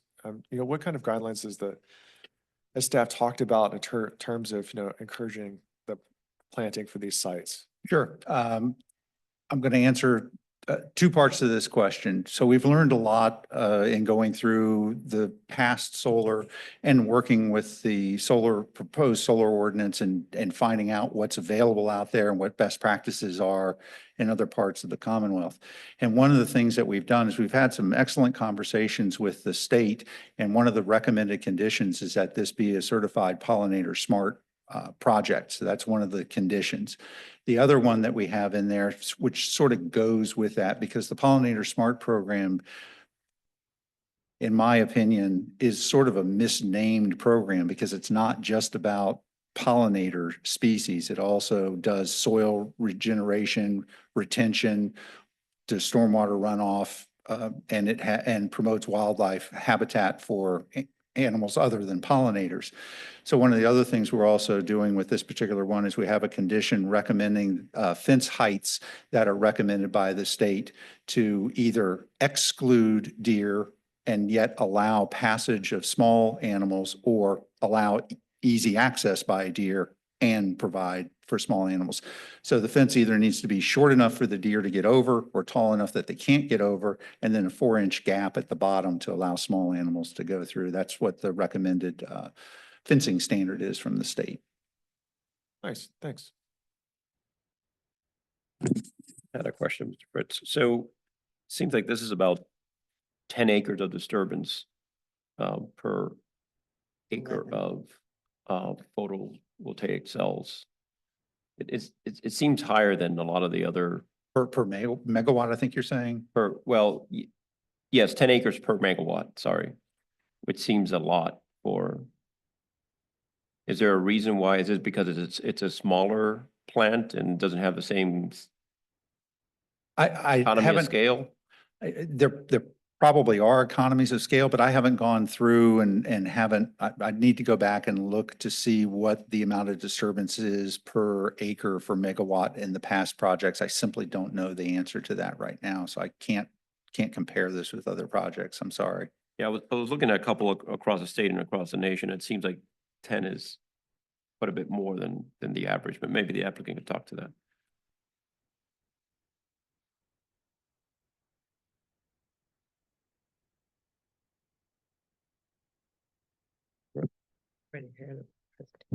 All right. If the applicant would like to come and.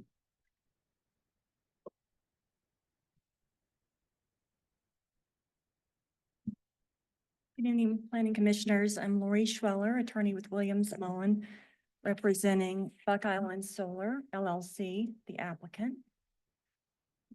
See if I can bring this up here.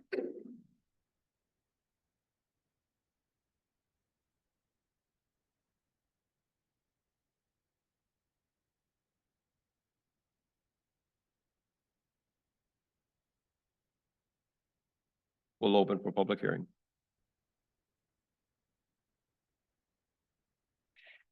So with me tonight is Eric Alves de Sa, who will present the request for special use permit and substantial accord with a comprehensive plan to you on behalf of Nexamp. Buck Island Solar LLC is wholly owned by Nexamp Solar. Also with us here is Ryan Yager, who is with Bowler Engineering, the civil engineering firm for the project. As Bill explained, this project is in the southeast part of the county, and the proposed solar facility would be in the northeast corner of the subject property, which is about 105 acres. It's very carefully sited to avoid impacts to neighboring residences. You can see that though the project is off Buck Island Road, it is actually abutted by Campbell Farm Lane. And so there are residential properties along the eastern side of the project. And so Eric has worked carefully with the neighbors to make sure that there's sufficient buffering. You can see here the site entrance, which is Campbell Farm Lane. So we're coming off Buck Island Solar through Campbell Farm Lane to the site, which would be behind that those trees there. I want to take a couple of minutes to talk about community engagement. The SUP application was submitted last December, and of course we reached out to Monticello to make sure that we got the necessary evaluation from them. It's 5 miles away, and so there won't be any negative impact there. But Eric immediately started reaching out to the neighbors, and we had our community meeting in February, and following that, we've been discussing with several neighbors shown by the blue dots on your screen, such issues as buffering and access easements and tree removal, all of those things that concern them. Because a lot of the concerns that we heard at the community meeting, frankly, were as a result of the Rivanna solar development. And so neighbors were concerned about insufficient screening, and they were concerned about stormwater runoff. And so Eric has worked throughout this time with the neighbors to make sure that we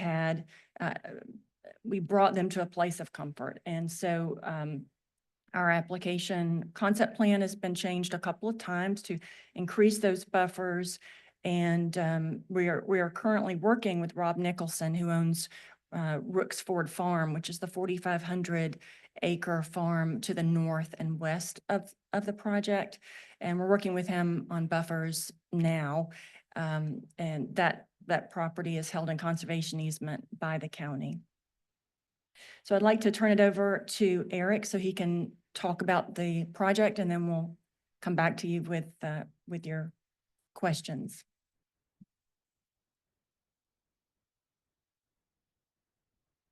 Good evening. Thank you, Planning Commissioners, for spending your Thanksgiving week with us. My name is Eric Alves de Sa. I'm the Development Manager, and I'm based out of Nexamp's Washington, D.C. office. Our company holds itself to a really high standard when it comes to site selection, site design, and engaging with the host community. Each one of these projects is unique in its own right, and I hope that at the end of this presentation, the commission largely agrees that this is a well-sited community scale solar project. I'm gonna click back to this and pause on the view from Buck Island Road. So if you look down Campbell Farm Lane and follow that yellow arrow, you'll get to a wall of trees that looks quite dark.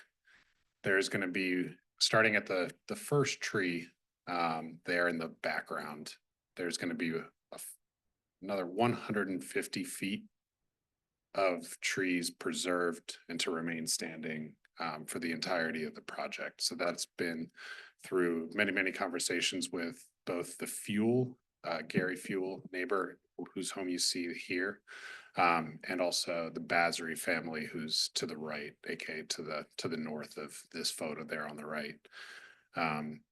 Their wishes were that there's at least 150 feet of forested buffer to remain, and we have a tree preservation easement with our landowner to make sure that that's enshrined not only in the special use permit, but via easement as well. The only break in that 150 feet will be for that site entrance to continue forward into the project area behind to where the site will be cleared. In our design right now, there is a slight S-shaped bend in that access road as it clears through that 150 feet.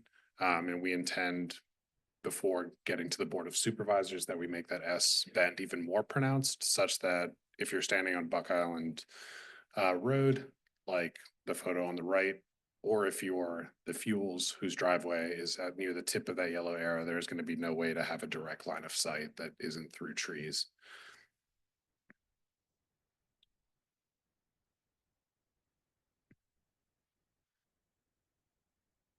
So a few of the, just getting into some of the site selection criteria. This is a fully screened site. It's got good flat topography throughout, and there's ample space on the property for us to avoid any wetland features. We're utilizing Campbell farmland, as I had just shown, that way that we are avoiding or at least limiting any new impervious surface area.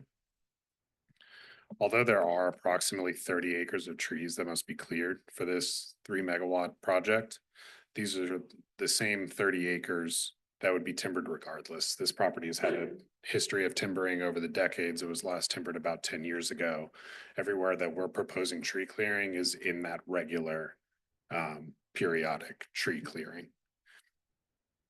The clean power from this project displaces fossil fuel electricity, and those avoided greenhouse gas emissions would require 2,200 acres of US forest to be able to sequester. So although 30 acres is a considerable portion, and to a little bit to kind of answer that question of why is there more limits of disturbance on this project for a smaller megawatt system size capacity, it's due to the tree clearing. So if we're looking at the panels acreage, per megawatt. This is on par with what's typical.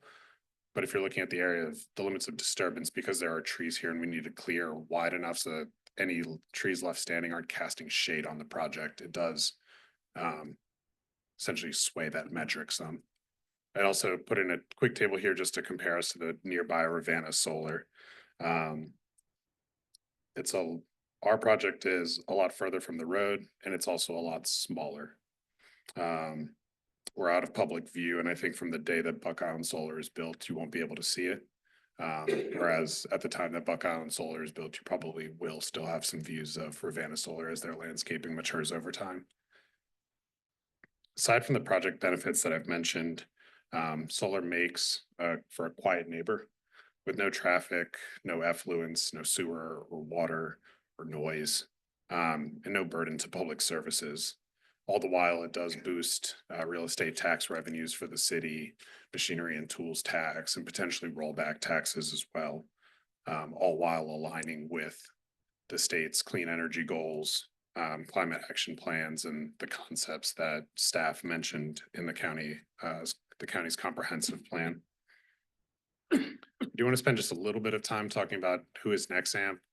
We are an industry leader and a veteran of the solar space. We've been busy with community solar, community scale solar at the heart of our business model for over 15 years.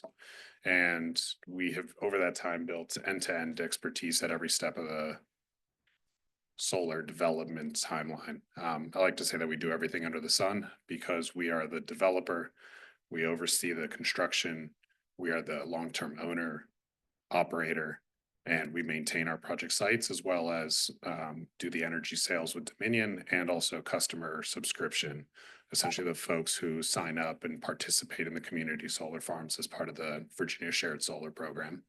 And for the last couple of years running, we have been the #1 community solar provider in the country. What that leads is a long-term partner for the county and one point of contact through and through.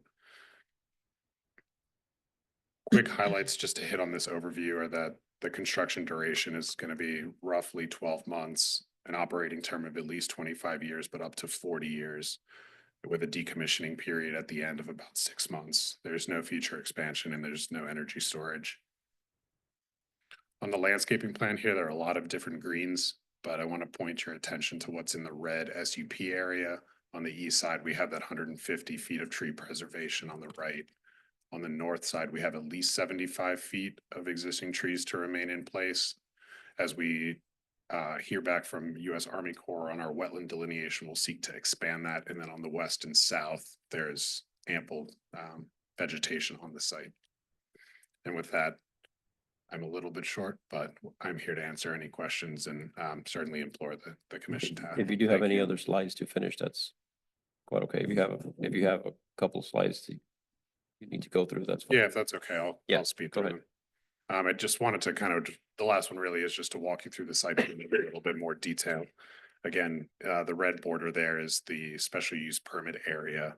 On the far west, you'll see floodplains, the creek delineation, and the WPO buffer. Our limits of disturbance are avoiding those buffers and saying beyond those setbacks. The limits of disturbance right now is essentially like a worst case scenario for the extent of the tree clearing. We have gotten good early indications from the Army Corps on our wetland delineation. I think it will allow us to make this site a little bit more compact and hopefully reduce the limits of disturbance as we go through the site design phase. The access road in brown that you see coming in from Buck Island Road has a little bit of a curve to it. Like I said, we're going to make that S shape a lot more pronounced. That access road as it comes into the site and goes south towards the south. I think there's a little bit of a pointer. Here is going to be where our Nexamp and Dominion utility poles will be located. So we intend to have those poles all behind that 150-foot buffer with the last overhead wire coming here and then going across a neighbor's parcel who already has an existing pole and wire. So that easement from Dominion already exists on that neighbor's property. That's the scope that's bubbled across that parcel and north along Buck Island. Those are existing poles and wires in place, but we'll have to, because of the amount of electricity coming through the project, will need to be upgraded to be bigger poles and bigger wires. And this last slide is just an aerial image with, something like the true color to it. So with that, I'll conclude.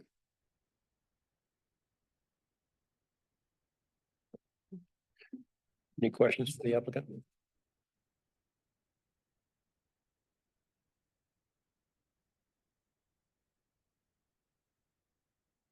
And you have some stormwater facilities shown on there. Can you talk a little bit how you plan to do the stormwater facilities? Are this just gonna be retention basins? Or are they gonna be biofilters? Do you have an idea about how you're gonna do this now? It's early, but. Good evening, Ryan Yager with Bowler Engineering. Yes, to your point, they do intend to be in retention basins, but we will be meeting both the state and the county code as far as the WPO ordinance and the VSMP plans go when we get to the site plan stage. Just, we often encourage, I mean, certainly we don't require, it's just a suggestion that, it certainly is much nicer if you can do them as biofilters, because then you get treatment of quality, not just quantity. And you have this opportunity to provide for wildlife habitat that, just a retention basin doesn't provide. So. Understood. There are varying levels of retention basins between level 1 and level 2, and those can certainly be explored in addition to other measures, as you mentioned. I'll just add that at this stage right now, again, this is our conceptual site plan. So what we've bubbled in is the conceptual stormwater management facilities. It's still quite preliminary, but that's good feedback and we'll take that note. Thank you. I just have a question. I noticed in your application, you did talk a lot about your setbacks from the road and screening for the neighbors. But, can you say a little bit more about the northern part of the site? I think it's only 25 foot from the boundary there, or is that just from the level? That is from the boundary of the property, right? So seems a bit thinner there. Yeah, so this green existing vegetation to remain, again, the site right now is a relatively mature loblolly pine that has been growing for over 10 years now. And the adjacent parcel to the north, should be like this area, is under conservation easement. What we have here is 75 feet. Oh, I can't. Okay. It's hard to, in the application, even zooming in, it got kind of blurry and it was hard to read. Okay. Yeah, it's 75. Okay. That's better. And we're gonna try to improve that to at least 100 with our. Just for clarity, the 75 is to the fence line or to the edge of the buffer? The 75. I see, because the first little arrow is that between that little dash line and that, and then this is 75. It was, yeah, it was really hard to read. I couldn't, okay. Yeah, it's 75 feet of trees, but it's about 130 feet from the boundary Okay. line to the fence. Okay, that's what I thought I had read, but then looking at this drawing, I was confused. All right, thank you. That's it. There is a 20-foot demarcation there for landscaping. Right. I get it. Thank you. And yeah, just for clarity on, so the 10 acres per megawatt, that's what's kind of struck me. But so you're saying that the reason for that is just the amount of trees that you having to clear to give you obviously the exposure. And then is it also topography? Is that part of it as well? Is there a stream that runs through there? Or? There is a stream that runs essentially here where you can see the hatching. There's a branch that comes this way. But the main in creek between, essentially that's not a tracks the stream. west boundary. Right there, just And then go here. there. Is that a stream there as well? It terminates here. Our first very preliminary wetland assessment from last year. We had believed it continued a lot further.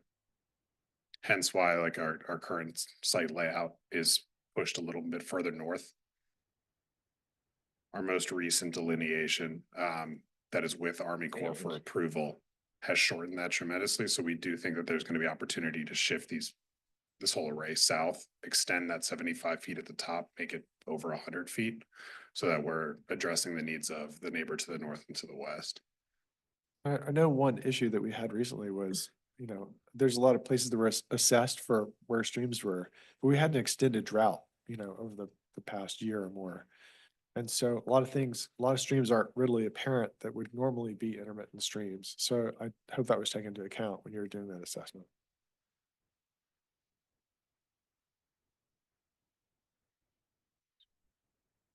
You have to, Oh, sorry. I said, I hope that was taken into account, the drought that we had for the past year when you're doing your assessment, because a lot of the streams that, places where there were clearly you could clearly see a stream normally, you would not have been able to see a stream over the past year because of the extended drought that we had. So I hope that was one of the factors that you took into account if you did your assessment recently.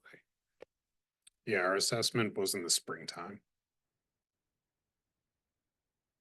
does this site require extensive grading in order to get these panels on the site?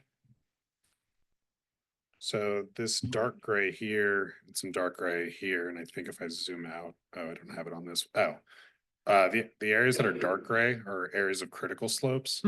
So the vast majority of our site is our area limits of disturbance are free of critical slopes. We don't anticipate extensive grading or removal of topsoil. In order to work with the slopes that are currently there in its construction of the panel? Yeah, our racking providers and the racking systems that we use to support the panel, panels can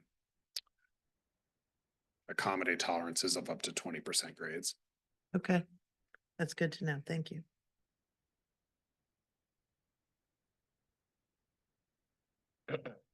Mr. Claiborne had a question earlier. I wonder if we could answer about the climate action.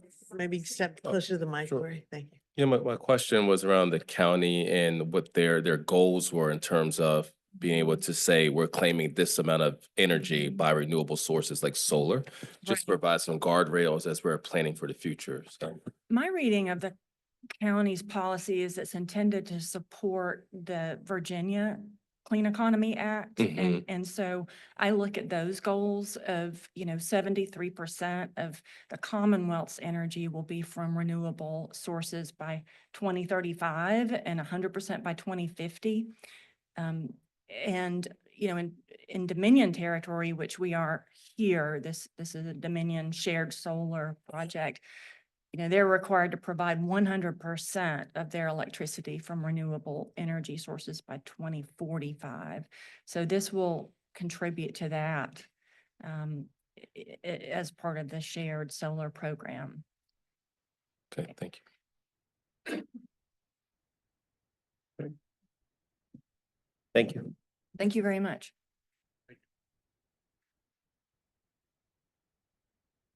If there's anyone from the public that would like to, I didn't Speak. have anyone signed up. do you have No anybody? one online. Nobody signed up? Going online. No one No one. online either, no. All right. Well, Like to rebut the. you can respond to A it. rebuttal. Yeah, go ahead. If you don't mind. I just want to, Just, if you don't mind, just state your name again, just for. Lori Schweller, for Buck Island Solar.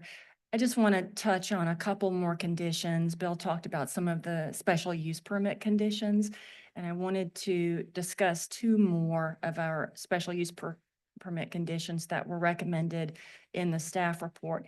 One is the validity period, meaning how long would this special use permit be valid if it were approved by the county?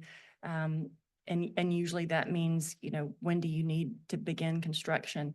And currently the condition is written as commencing 3 years after approval. Nexamp fully expects to comply with that, but we would like to have more in line with the recent Woodridge approval, a 5-year period. We note that Rivanna had a 2-year period back in the 2018 approval, and they needed to extend that 3 years for 5 years. And it's because there are so many state approvals. Of course, there's the site plan at the local level, water protection ordinance work and so on, but there's also state approvals. And it just seems more efficient, we'll work as fast as possible, but rather than having to come back to request a special use permit amendment, if it's not complete, if we're not ready to break ground, we wanted to see if we could have a little bit longer period. That was our first request. That the second one is regarding the pollinator smart certification. Again, the applicant will certainly do everything possible to obtain that certification. But it is something that has to be granted. It's not a guarantee. And so this language that we're suggesting is identical to the language in the Woodridge Solar project, which basically provides that we'll do everything we can to get that certification. But if we use all commercially viable efforts and fail to do so within that period of time, then the zoning administrator could approve something in its place consistent with the vegetation plan that Buck Island Solar provides pre-building permit. So those were a couple of things we wanted to request from you as to conditions. Thank you. Thank you. All right, we'll close the public hearing. And before we go into our deliberation, Mr. Fritz, we'd like to address the comments of particularly in Woodridge Solar and some of the history there.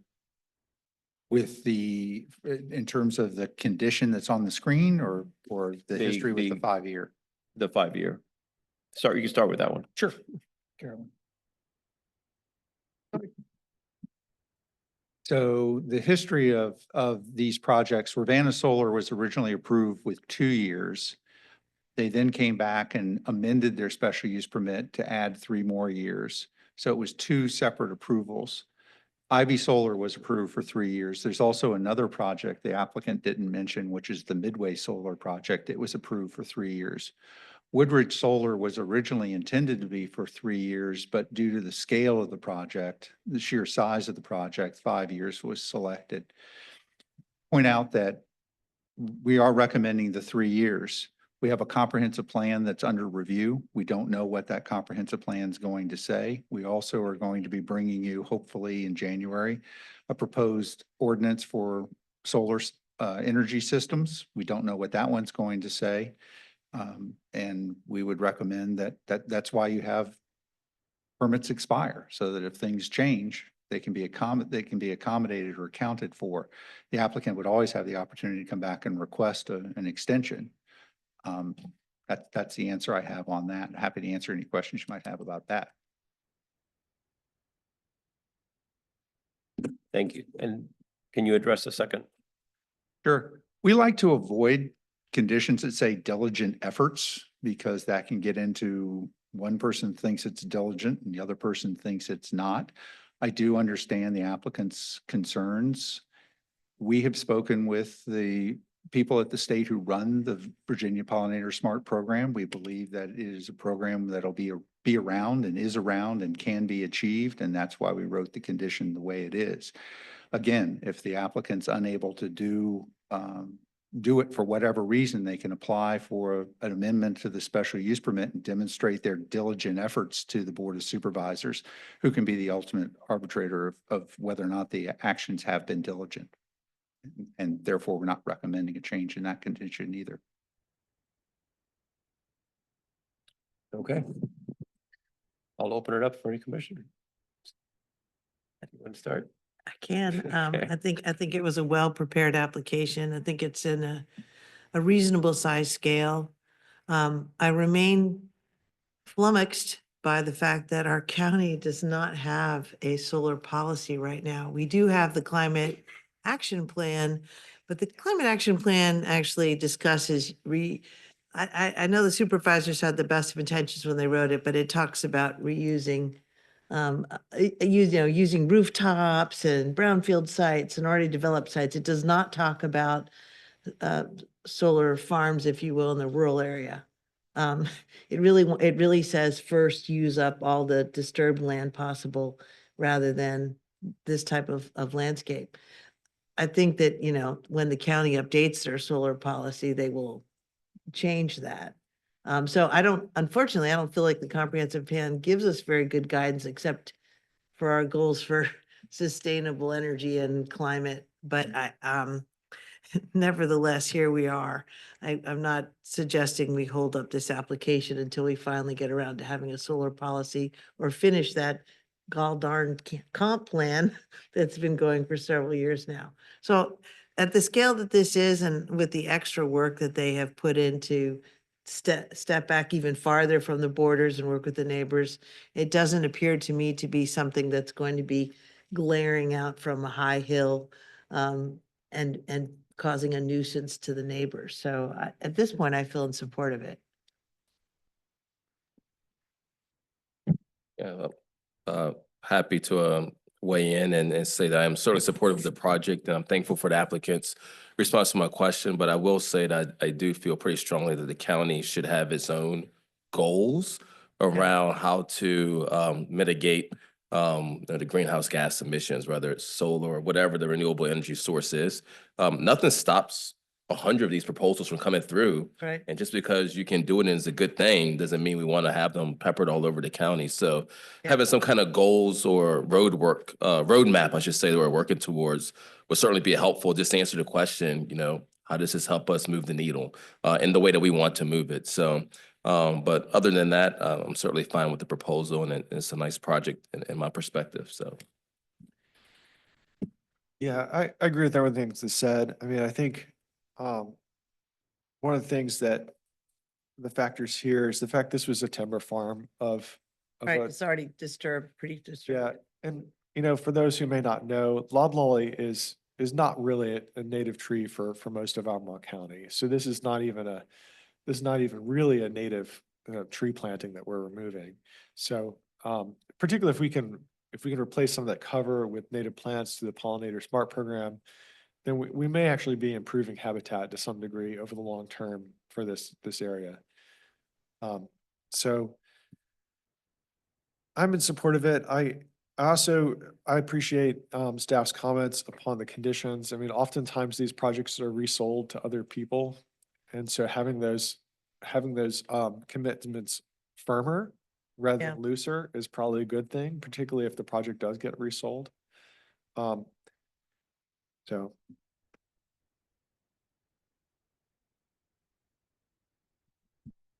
I do have a few comments, just to try to bring a little bit more context into this and and a lot of my comments are around the fact that we don't have a policy. And I think it needs to really take into account many factors. And so I'm going to give a little bit of information that I gathered. So there is a tool, it's called iTree. I had never heard of it. It's the USDA. Yeah, you probably have. Of course. But it's got some, they're just starting to use it, and actually it's an emerging science in terms of looking at forest and the overall measuring the value that forests have. And obviously there's a lot of intrinsic values, right? From flooding impacts, right? Moderating temperatures. I mean, we can go on and on. We know that pollutants, the greenhouse gas, carbon sequestration, all of that. But it starts to put a value on some of this, and just for Virginia. So Virginia ranks third out of the continental 49 states in carbon uptake. So in our forests. And it ranks 24th in total forest acres. So that means our forests are actually performing pretty well. Virginia trees and forests store 550 million tons of carbon overall, worth 94 billion of avoided climate change cost. This is some of that what that iTools is beginning to do. So I think we're beginning to really understand what our forests are doing. It's not just forest, right? Because it's the soil, it's, I mean, it's, when we're talking about that, it's not just the trees. And it's even agricultural lands. So I think that's just something that we need to weigh and understand the importance of it. And I'm not saying this as I'm pro or against this particular project. I just want to put it into context. Another, so in terms of the total carbon that from, this is the uptake piece. So yearly, how much carbon is going into our forests, 40% of our total carbon in Virginia. So it's significant, and nationwide is 60%. That's the uptake. That's not how much carbon it can actually store, right? Because that it stores carbon every year. So I think those are important, and we can, you know, this information's out there, so we can all get more more familiar with it. Staff, our obviously our planning commission, the community. A couple of other bits of information that I gathered.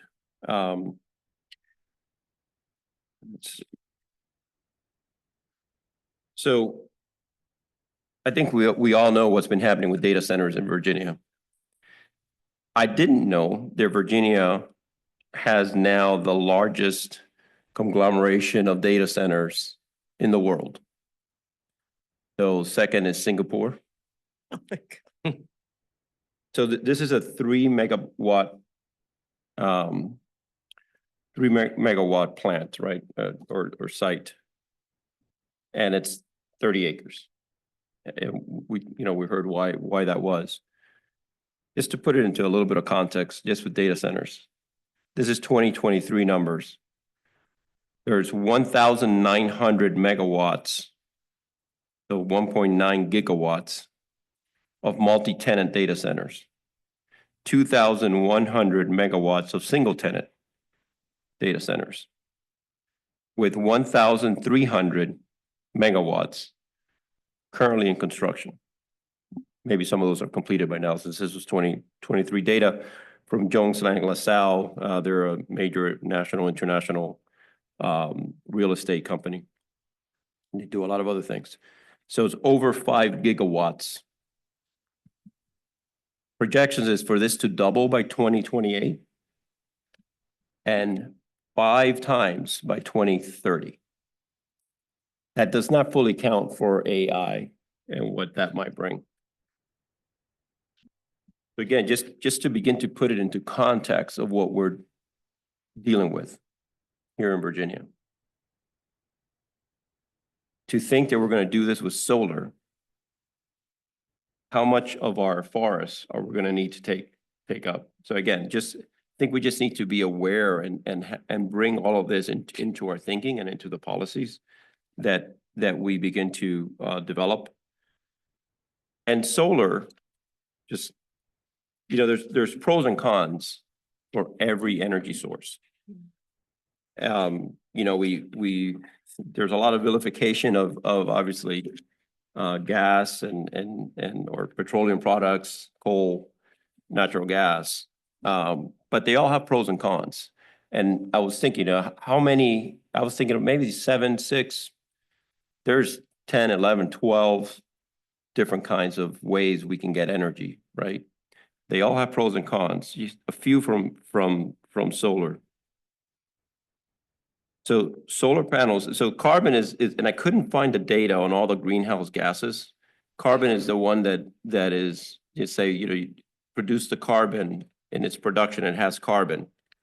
But it also has several other greenhouse gas emissions that happen during the manufacturing of it.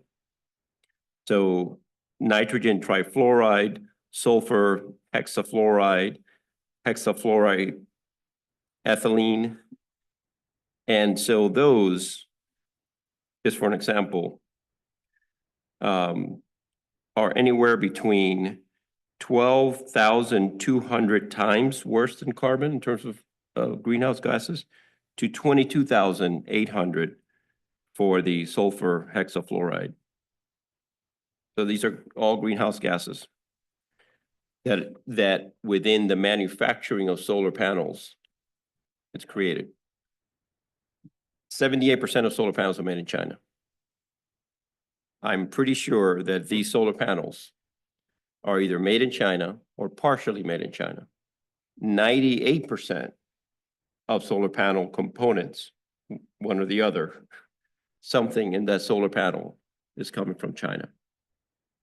So there are certainly some concerns in how that is being manufactured and the labor that's being used for those panels, and for the greenhouse gases that are being emitted in the process. And then, of course, they got to be shipped over here and so forth. And eventually decommissioned. And eventually decommissioned, which is another one of the, so just few of the cons.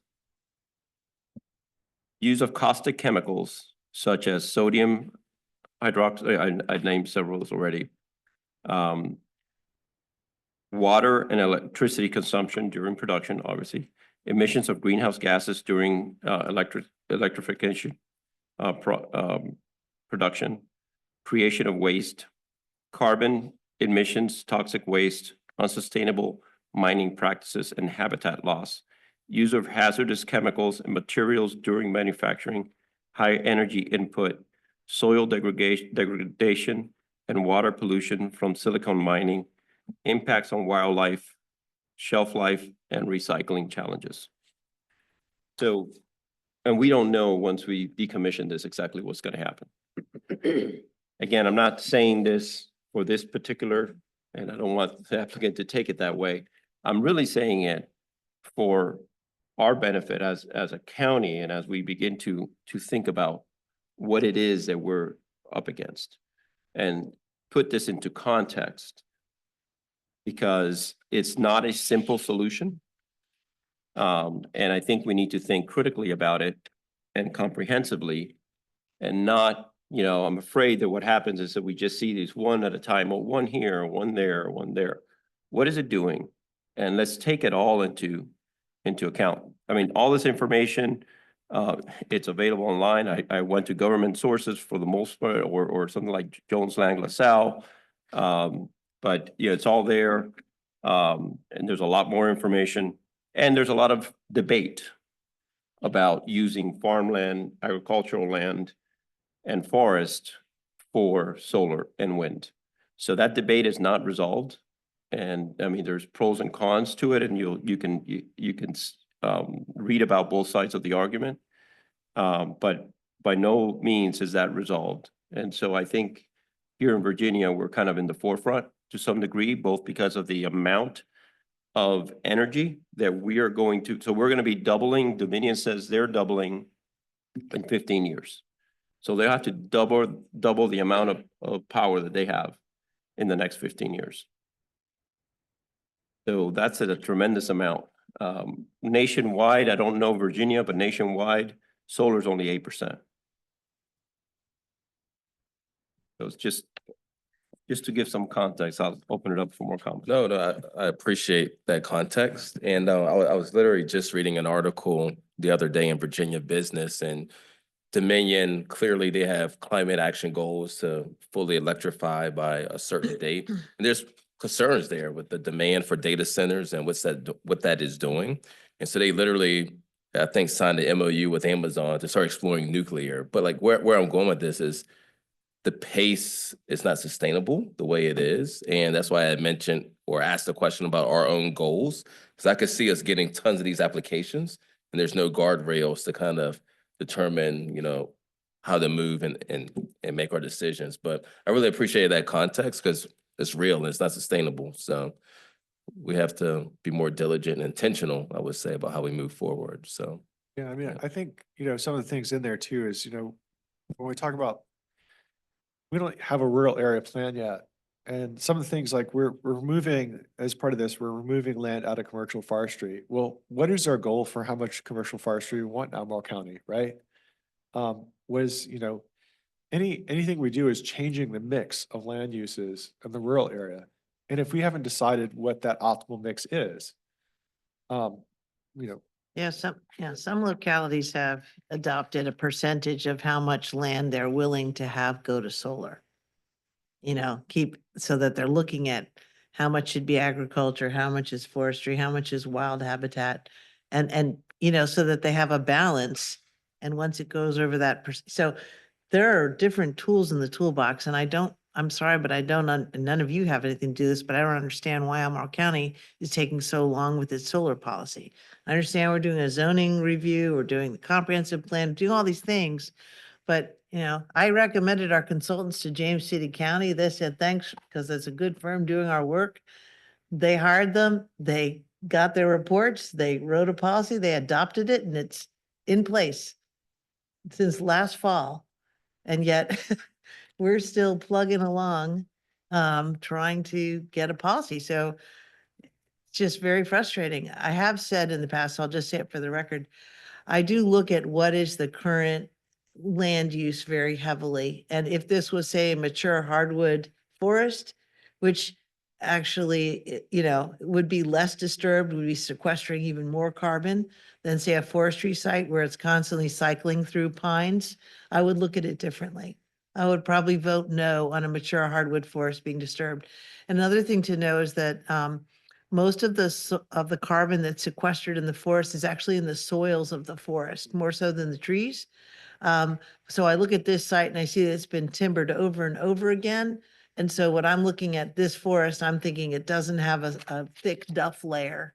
And it doesn't, you know, the soil has been so disturbed so much that the topsoil is probably relatively thin compared to, say, a forest that had matured over a long time and would be holding a lot more carbon. So I look at all of that, but I will say in the staff reports and in the reports we get from consultants, and then we should probably vote on this application, but they talk about, it always says, this use can be returned to farmland in the future. And that's why I asked them about the grading, if they had to do extensive grading at this site, because when you, in some other projects, not this one per se, where you've just scraped the top foot of, or more of topsoil off, that soil's gone. Those ag soils are gone. To return that to active productive farmland would take, you know, another 50, 100 years because the soil's gone. They've scraped it off.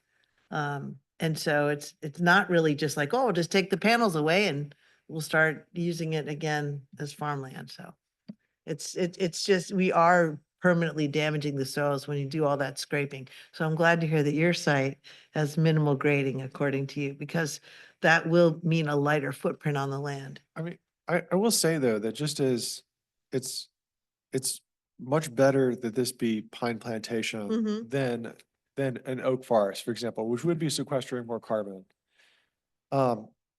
It would have been even better if this was a low quality hayfield. Yeah. Like then it would have been, so it seems like we've gotten, you know, several projects now that were on pine plantation lands as opposed to, And I'm sure it's a market consideration. Maybe you know, somebody's gonna make more money off a solar field than the pine. It's probably, I'm sure that's the calculus. but I mean, it seems like in terms of that priority is in terms of areas we would want solar versus this. I mean, we should probably prioritize sites that are already cleared for things. Or we could have we can have a solar overlay zone of where we want it. There's already a map, and again, I really think we should give our applicant the break and let's get to the vote. But there's a map by the Department of Energy that shows the prime places for solar. That's already out there, and it's available because it shows where you can hook up to the grid. You know, I use these maps in my work because I'm in the field of forest conservation. So I use those solar maps as a map of threat to standing mature forest. So anyway, that data is out there. Albemarle County could just look it up for Albemarle County and know where the prime spots are for solar, and also bring that in with the Habitat Corps map and other data we have about where our best quality areas we don't want to disturb. So we've got the data to create a map of where we would like it and where maybe we want to discourage it. But again, we have no policy. I don't agree that the comp plan gives us clear guidance at this point, but I'm not going to hold this project up because of it. I'm sure the new comp plan will have guidance. Our policy will address this, but I don't want this business person to be sitting here waiting on our county, which is taking way too long, in my opinion. So I think we should vote. Right? Do I hear a motion? So, Mr. Chair, just as a reminder, there would be two different votes. There's one regarding compliance with the comprehensive plan, and then there's one regarding the special use permit. I see that the proposed motion for the first one of those is up on the screen. Sure, I move to find SP 2023-00023 Buck Island Solar is substantially in accord with the adopted comprehensive plan. Have a second? I reluctantly second. Only because our comp plan is too vague at this point. Okay. Mr. Murray, Aye. Ms. Firehawk, Aye. Mr. Carazana, Aye. Mr. Claiborne. Aye. Thank you. Great. Can we have the second motion? I move to recommend approval of SP 2023-00023 Buck Island Solar with the conditions outlined in the staff report with changes to conditions 1 and 14 recommended by staff. Second. Mr. Murray, Aye. Mr. Claiborne, Aye. Mr. Carazana, Aye. Ms. Firehawk. Aye. Thank you. And Mr. Chair, may I make just one comment also? The vote is done and good luck with the Board of Supervisors. But I really hope our county will move with alacrity in developing our solar policy because it's in fairness to the business people who want to develop solar to know what it is we expect from them. And then that what it is our comp plan actually says about where solar is appropriate. Yeah, and hopefully it'll be a fully informed policy.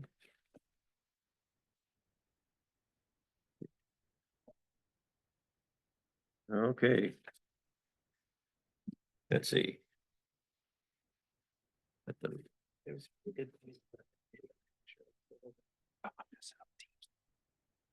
There's no perfect.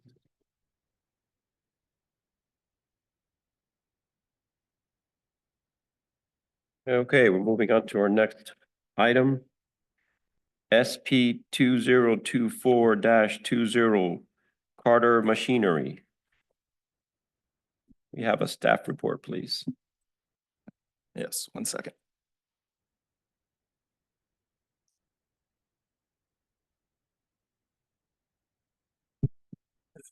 Good evening. My name is Chris Taggart, Senior Planner with the Planning Division of Albemarle County Community Development. Also here tonight is Margaret Malashevsky, who assisted with the review. I'll be giving staff's presentation for the special use permit application.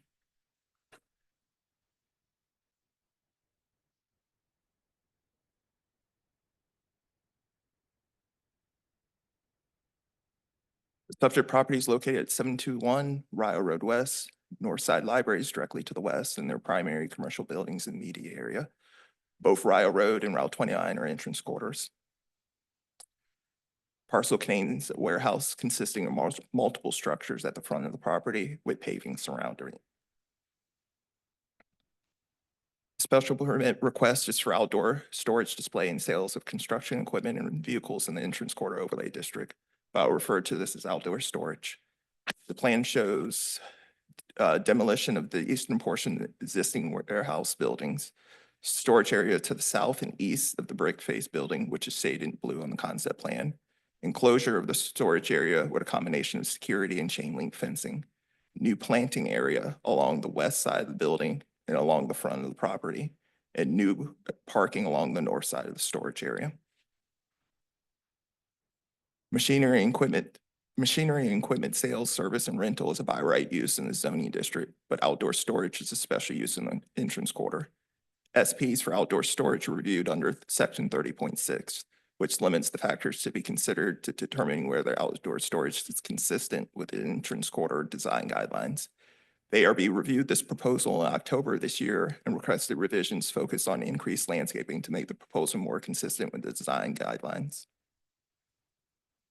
At its November 4th meeting, the ARB reviewed a revised proposal that included revisions to create planting areas along the frontage and along the west side of the building and increase landscaping along the northern perimeter of the storage area. There be considered the revised landscaping and unanimously voted to recommend approval with conditions. The conditions are listed here and we can bring them back up if needed. On November 18th, the required community meeting was held at the Places 29 CAC meeting. There were questions on the equipment visibility, the type of equipment that would be stored at the site, and impacts to site access. Staff did not identify any unfavorable factors, and the favorable factor for this request is that the outdoor storage use would be consistent with the entrance corridor design guidelines if the ARB's recommended conditions are upheld. For this reason, staff recommends approval of the special use permit for outdoor storage. I'm happy to answer any questions and can bring up the motions and conditions of approval when the commission is ready. Thank you. Any questions for staff? So, let me try to ask my question. I'm tired. The parking area, and understand that they're not generating new impervious surface. And I also understand that they're just using the slab of one of the buildings they're tearing down for additional outdoor equipment storage. Right. But we do have standards for trees in, I guess, parking lots. I don't know if this is not being thought of as a parking lot because it's equipment storage.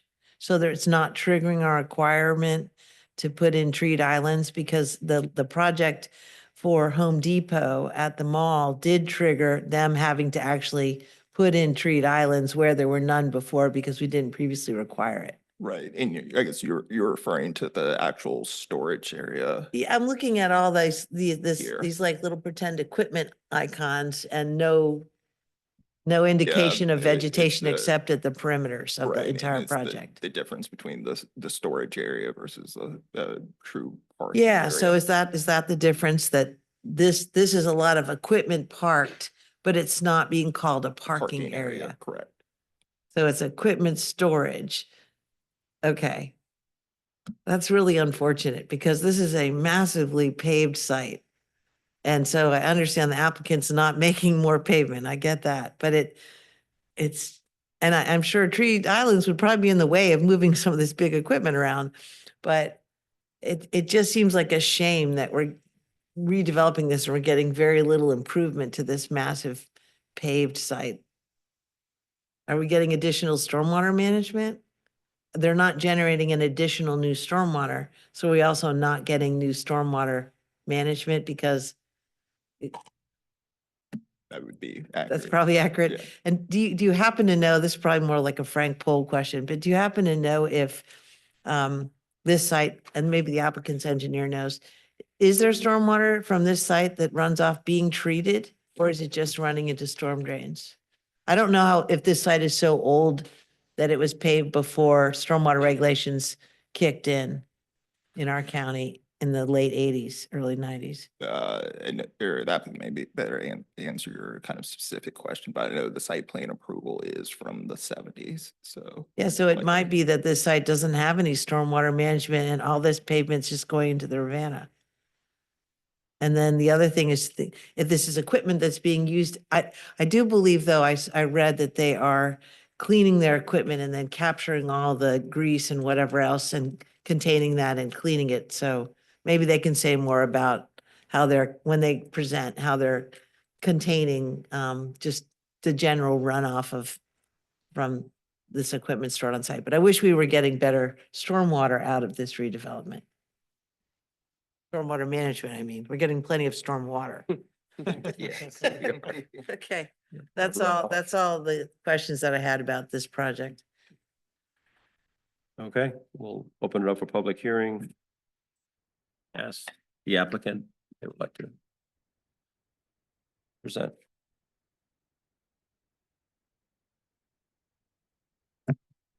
Hello, my name is Connor O'Donnell. I'm with the law firm Gentry Locke as a planner, working and consulting with Carter Machinery on this project. This is also Carter Berkey. He is the facilities manager, so we may jump back and forth to answer any questions. So at the community meeting last week, the theme of the questions kind of just centered around getting an idea of exactly what's going on here, and introducing the project. So while this special use permit is just limited to, you know, us meeting entrance corridor guidelines, happy to expand outside of that and answer any questions that you all have. And so just for some overall context, where we are in this process is that we are applying for the special use permit currently for outdoor storage. But we are a long way away from getting to this concept plan. The order is a Okay. little bit strange. Yeah. So this is coming first, but what you see in the concept plan is likely about 2 years away. We still need to go through the land disturbance permits, get a demolition permit, move through a major site plan amendment. And so moving through the order of getting the permits is kind of confusing. So a lot of what I'll answer here is as best as I can without having a full site plan in front of you, which again, will come quite a ways down the line. So again, I'll focus on the landscaping, but we'll try to address other questions as you have them. But with the ARB, we did based on their comments, we came back to them through 2 meetings, made substantial changes to the landscaping near Rio Road. And primarily, the visual impact that you're going to see here is at the western part of the property where there's a double layer of evergreen trees on a 9-foot planting buffer. And as well as additional landscape islands for trees in the front, and also ARB on the east side of the property, which is up next to the library. Wanted to see some type of landscaping there to break up the pavement. There's about 60 feet of pavement on a private drive between the library and the building. And so there's proposed 20-foot width landscape island there. And something worth noting for the property too is the elevation difference from Rio Road to the rear of the property. At Rio Road near the Evergreens, it's about 515 feet and about 504 feet at the rear of the property. So there's a fairly significant slope. The tallest equipment types that we'll have are about 12 feet. So the slope from Rio Road going down is already hiding 10 feet is as the Evergreens grow. I will leave it there and happy to clarify any points regarding Ms. Firehawk, the trees in the back. We have a landscape plan that we have to move through as part of the site plan. Because we're on the entrance corridor, our site plan will go in front of ARB. Again, it won't come in front of you all. Right. But we will be in front of the ARB again with the site plan and the landscape plan.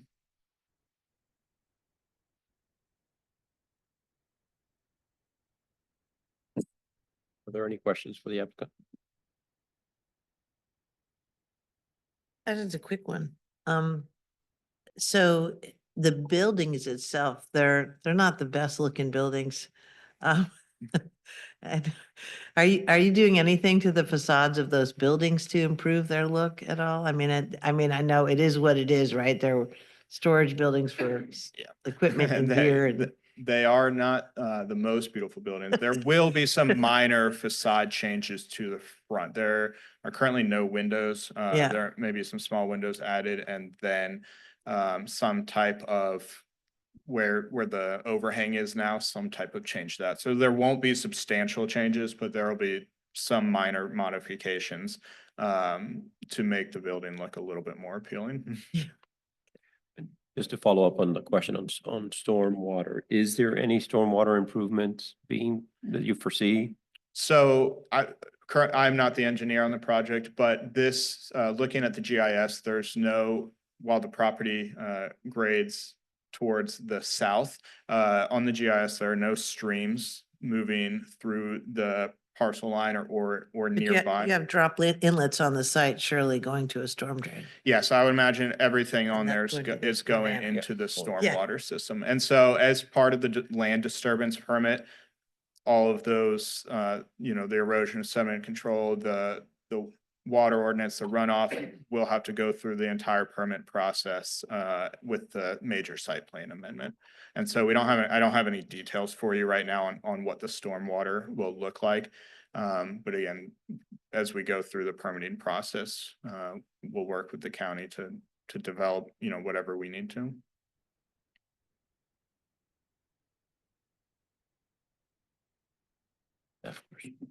Any other questions?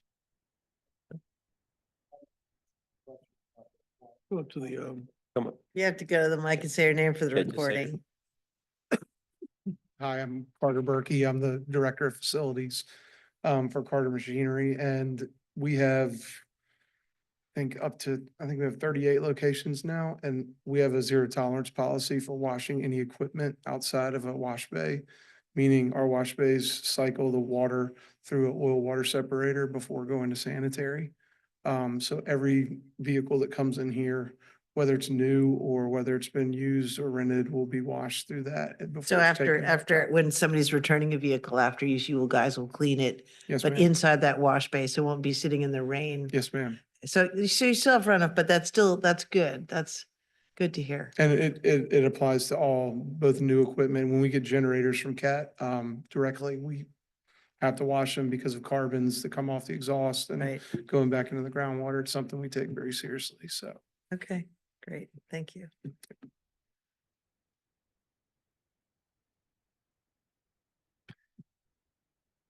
Do we have anyone online? I don't see anyone else. No, I don't know. They're all at Wegmans getting turkeys. Everybody sign up, you got. If you would like to, any closing? No closing. You don't remarks. have to. Okay. You're always nervous when you get bumped behind a solar hearing, but I was very happy to see that that's relatively popular, I suppose. So no closing comments. Again, I think we are, this concept plan is where we want to go, but we'll be in front of the ARB again as final changes come through. And they worked very closely with us to get it to a level that they were happy with. So I think moving forward 1 or 2 years from now, once we finish this entire process up, it, will hopefully be a nicer building to drive by. Okay. It can only get better the way I look at it. Okay. All right, with that, I'll close the public hearing. Bring it back to the committee. I had a quick question for staff. So given when this was it 1970s? 70s or so, yeah. So obviously, we've had a lot of changes both in quality and quantity for our stormwater. Would there be any requirement that would come in the site planning process or? I think they have the same amount of impervious as before, so they won't have to do anything. I'm sorry, what were you saying, Karen? I'm just saying, like, they have the same amount of impervious surface before as after, and so they're not generating new impervious surface, therefore I don't think there's anything that triggers them to have to do additional stormwater management. That's, Not being your county engineer, I can't give you a completely qualified answer, but I think that is a safe assumption. Yeah, there's no change. I'm just wondering if, given the fact that well, we've had so much yeah. changes, right, in our Yeah, policies. yeah, well, we can't, request proffers from the dais, but, it would be nice to see things like permeable parking spots and, various things that they might do to leave the site better than they found it. Not just the screening from the entrance corridor, but actually your good corporate stewardship. Like I said, it can only get better and it will be better. The landscaping you're adding is better than it is now. Okay. It's really ugly. Pretty right bad. now, to be frank, but, I'd love it. I'd love to see you all put a maybe even greener stamp on this. I know it's equipment rental. I've rented heavy equipment myself. I've been to these kind of places. But it would be nice to see it be as green as possible. You're getting your turn with this property and what can you do to leave it better than you found it kind of thing. Well, So that was vague enough, Counselor, hopefully.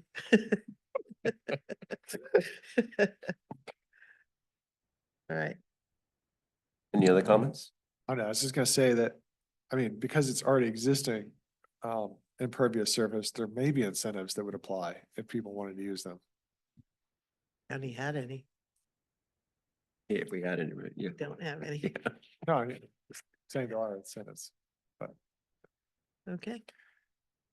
All right. Who's- Anyone would like to make a motion? Mr. Taggart, I wonder if you might put up the suggested motion? Thank you.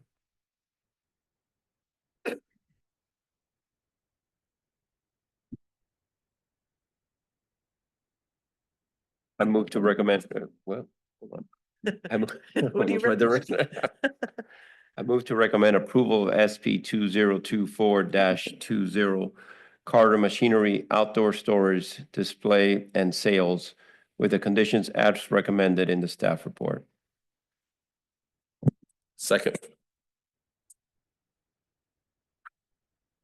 Oh, Right, any other I've said enough. comments? All right, Ms. Firehawk, Aye. Mr. Carazana, Aye.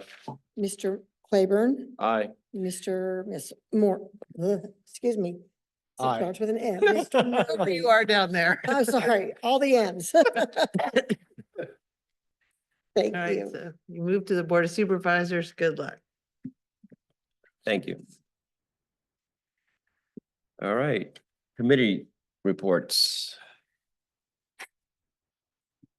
Yes.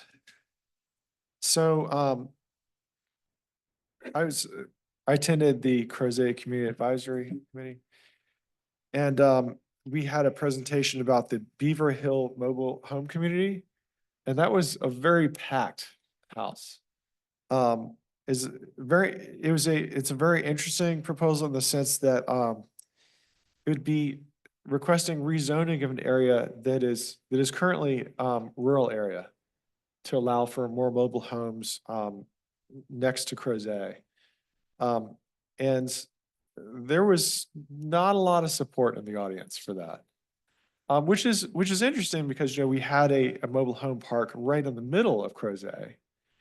An that was- existing one, right? Yeah. which also, was requesting expansion, and there's broad support. We had the exact opposite, neighbors showed up out of the woodwork to say, yes, by all means, add more mobile homes. We need mobile homes. So that was in great support. But this one, people were decidedly against. There was particularly, I think the understanding that people said when we bought our homes here, we understood this was rural area, that this is what it says in the Crozet master plan. Right.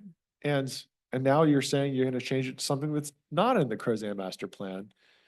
And so it was very interesting to hear that discussion. Yeah.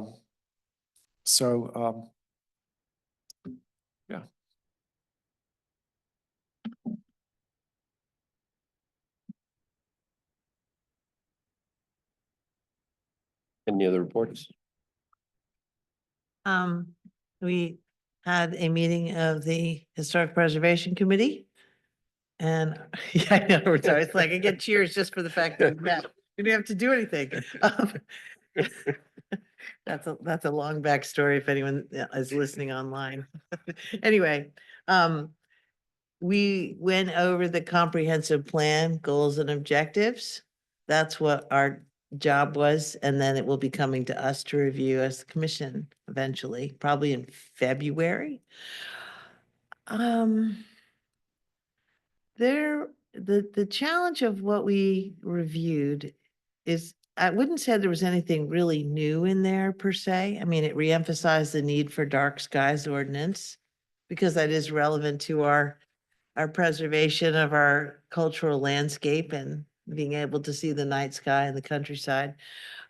We talked about the role of the Historic Preservation Committee. We talked about the fact that I think everyone believes on that committee that we need a historic preservation ordinance because we do spend a lot of our time, people have to get a demolition permit, but we have nothing in our county that prevents someone from just demolishing it, as long as it's done in a safe manner.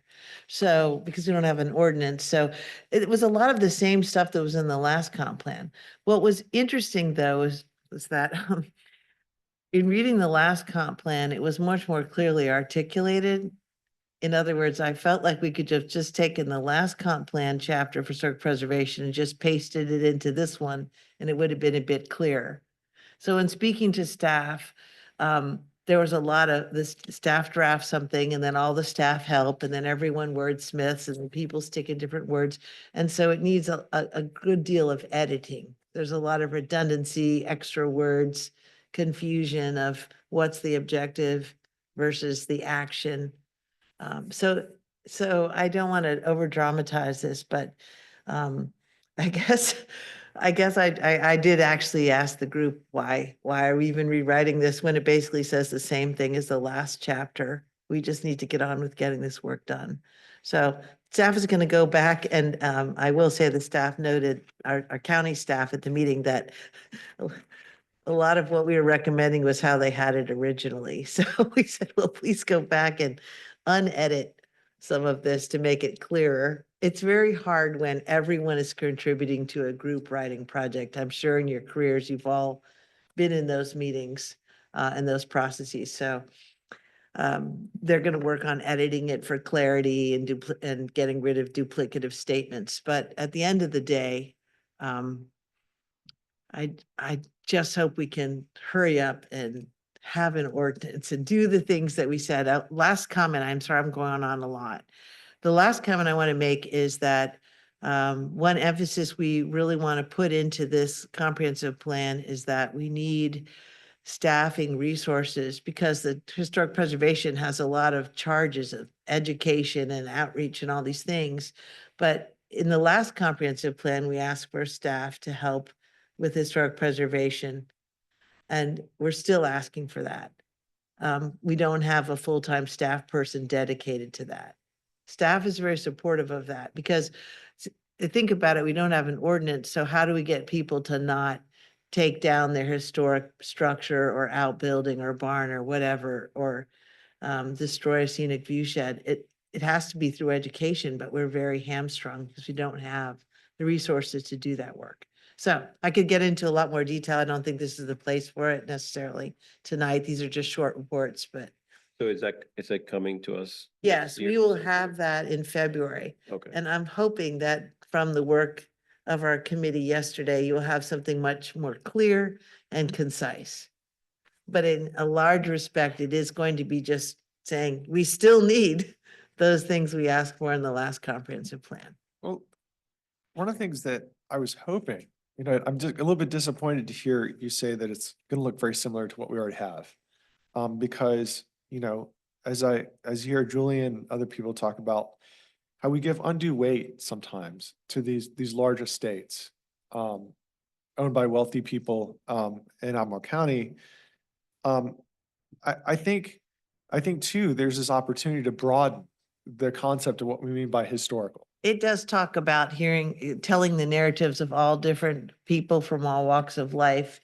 And I think I mentioned to you in past reports from the committee that we are talking about having an historic recognition program that looks at all different types of vernaculars and different, so not just like, here's all the plantation houses of Albemarle County and that's the only story, to look at general stores and farms and all of those different types of structures and places and people. So that's very much the emphasis, and that's very strong in there.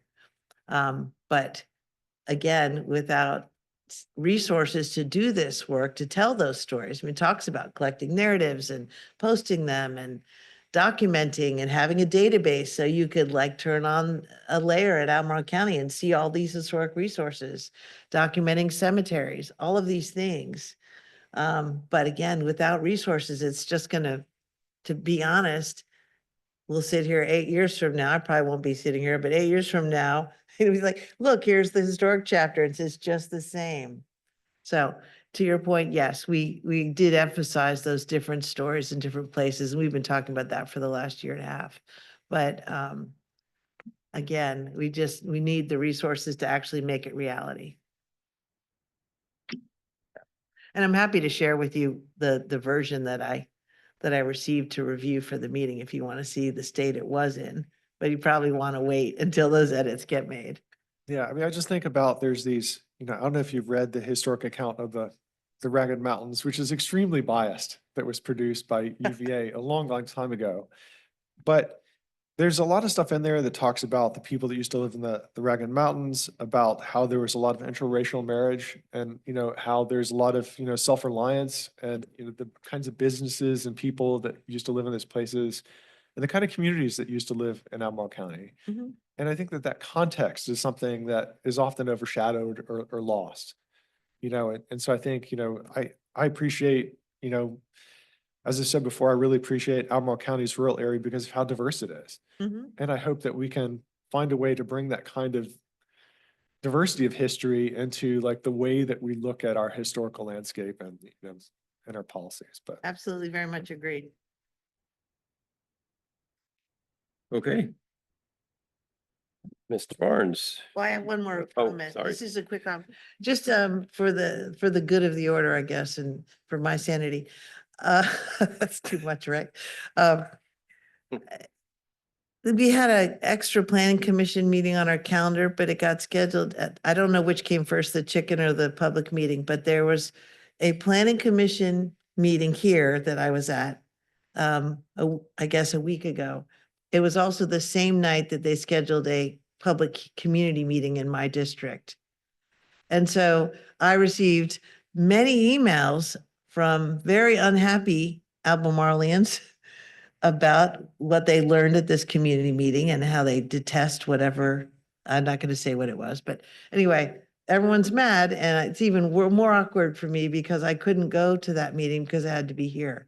So somehow with staff to make sure that a commissioner isn't put in the position of choosing this dais or the community meeting. If we can possibly never do that again, especially for a controversial site. Because it's just very awkward for me to explain that I couldn't attend the meeting. That's it. Understood, I hear you. Okay. Mr. Barnes, now you can have Board of Supervisors and followed by the AC 44 update. Sure. We went to the board on November 20th. The items that we were dealing with, the planning items we were dealing with was the development area land use action chapter.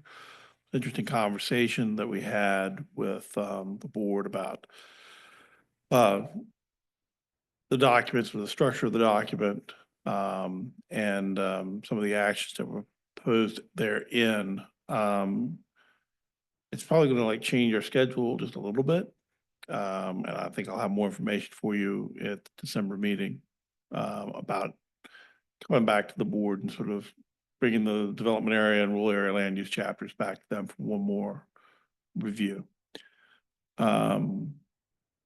So moving into the AC 44 thing, I think it's giving you a preview of things that are coming to you. December 10th, we will be here again talking about the rural area land use actions. And then on the 17th, we will be talking about environmental stewardship chapter. I won't be here on the 17th. Would it be okay if I sent some comments ahead just to have them? I think that would be helpful. All right. Were there any applications that went to the Board of Supervisors? No, there were no applications. I think there was a homestay application that went. Okay. Any new business? Old business? Item for follow-up? I no longer need to ask when the water protection ordinance is going to come before us. That's Sorry, progress. just had to say that. Well, we still don't have the ordinance. Don't get too excited. We I still know. don't have the ordinance to vote on. Almost. Do we know when that's coming? Gave you comments on it tonight? I don't have a date for when it's coming back to you. Okay. And we are adjourned until Tuesday, December 10th, 2024 at 4 p.m. At 4. At 4.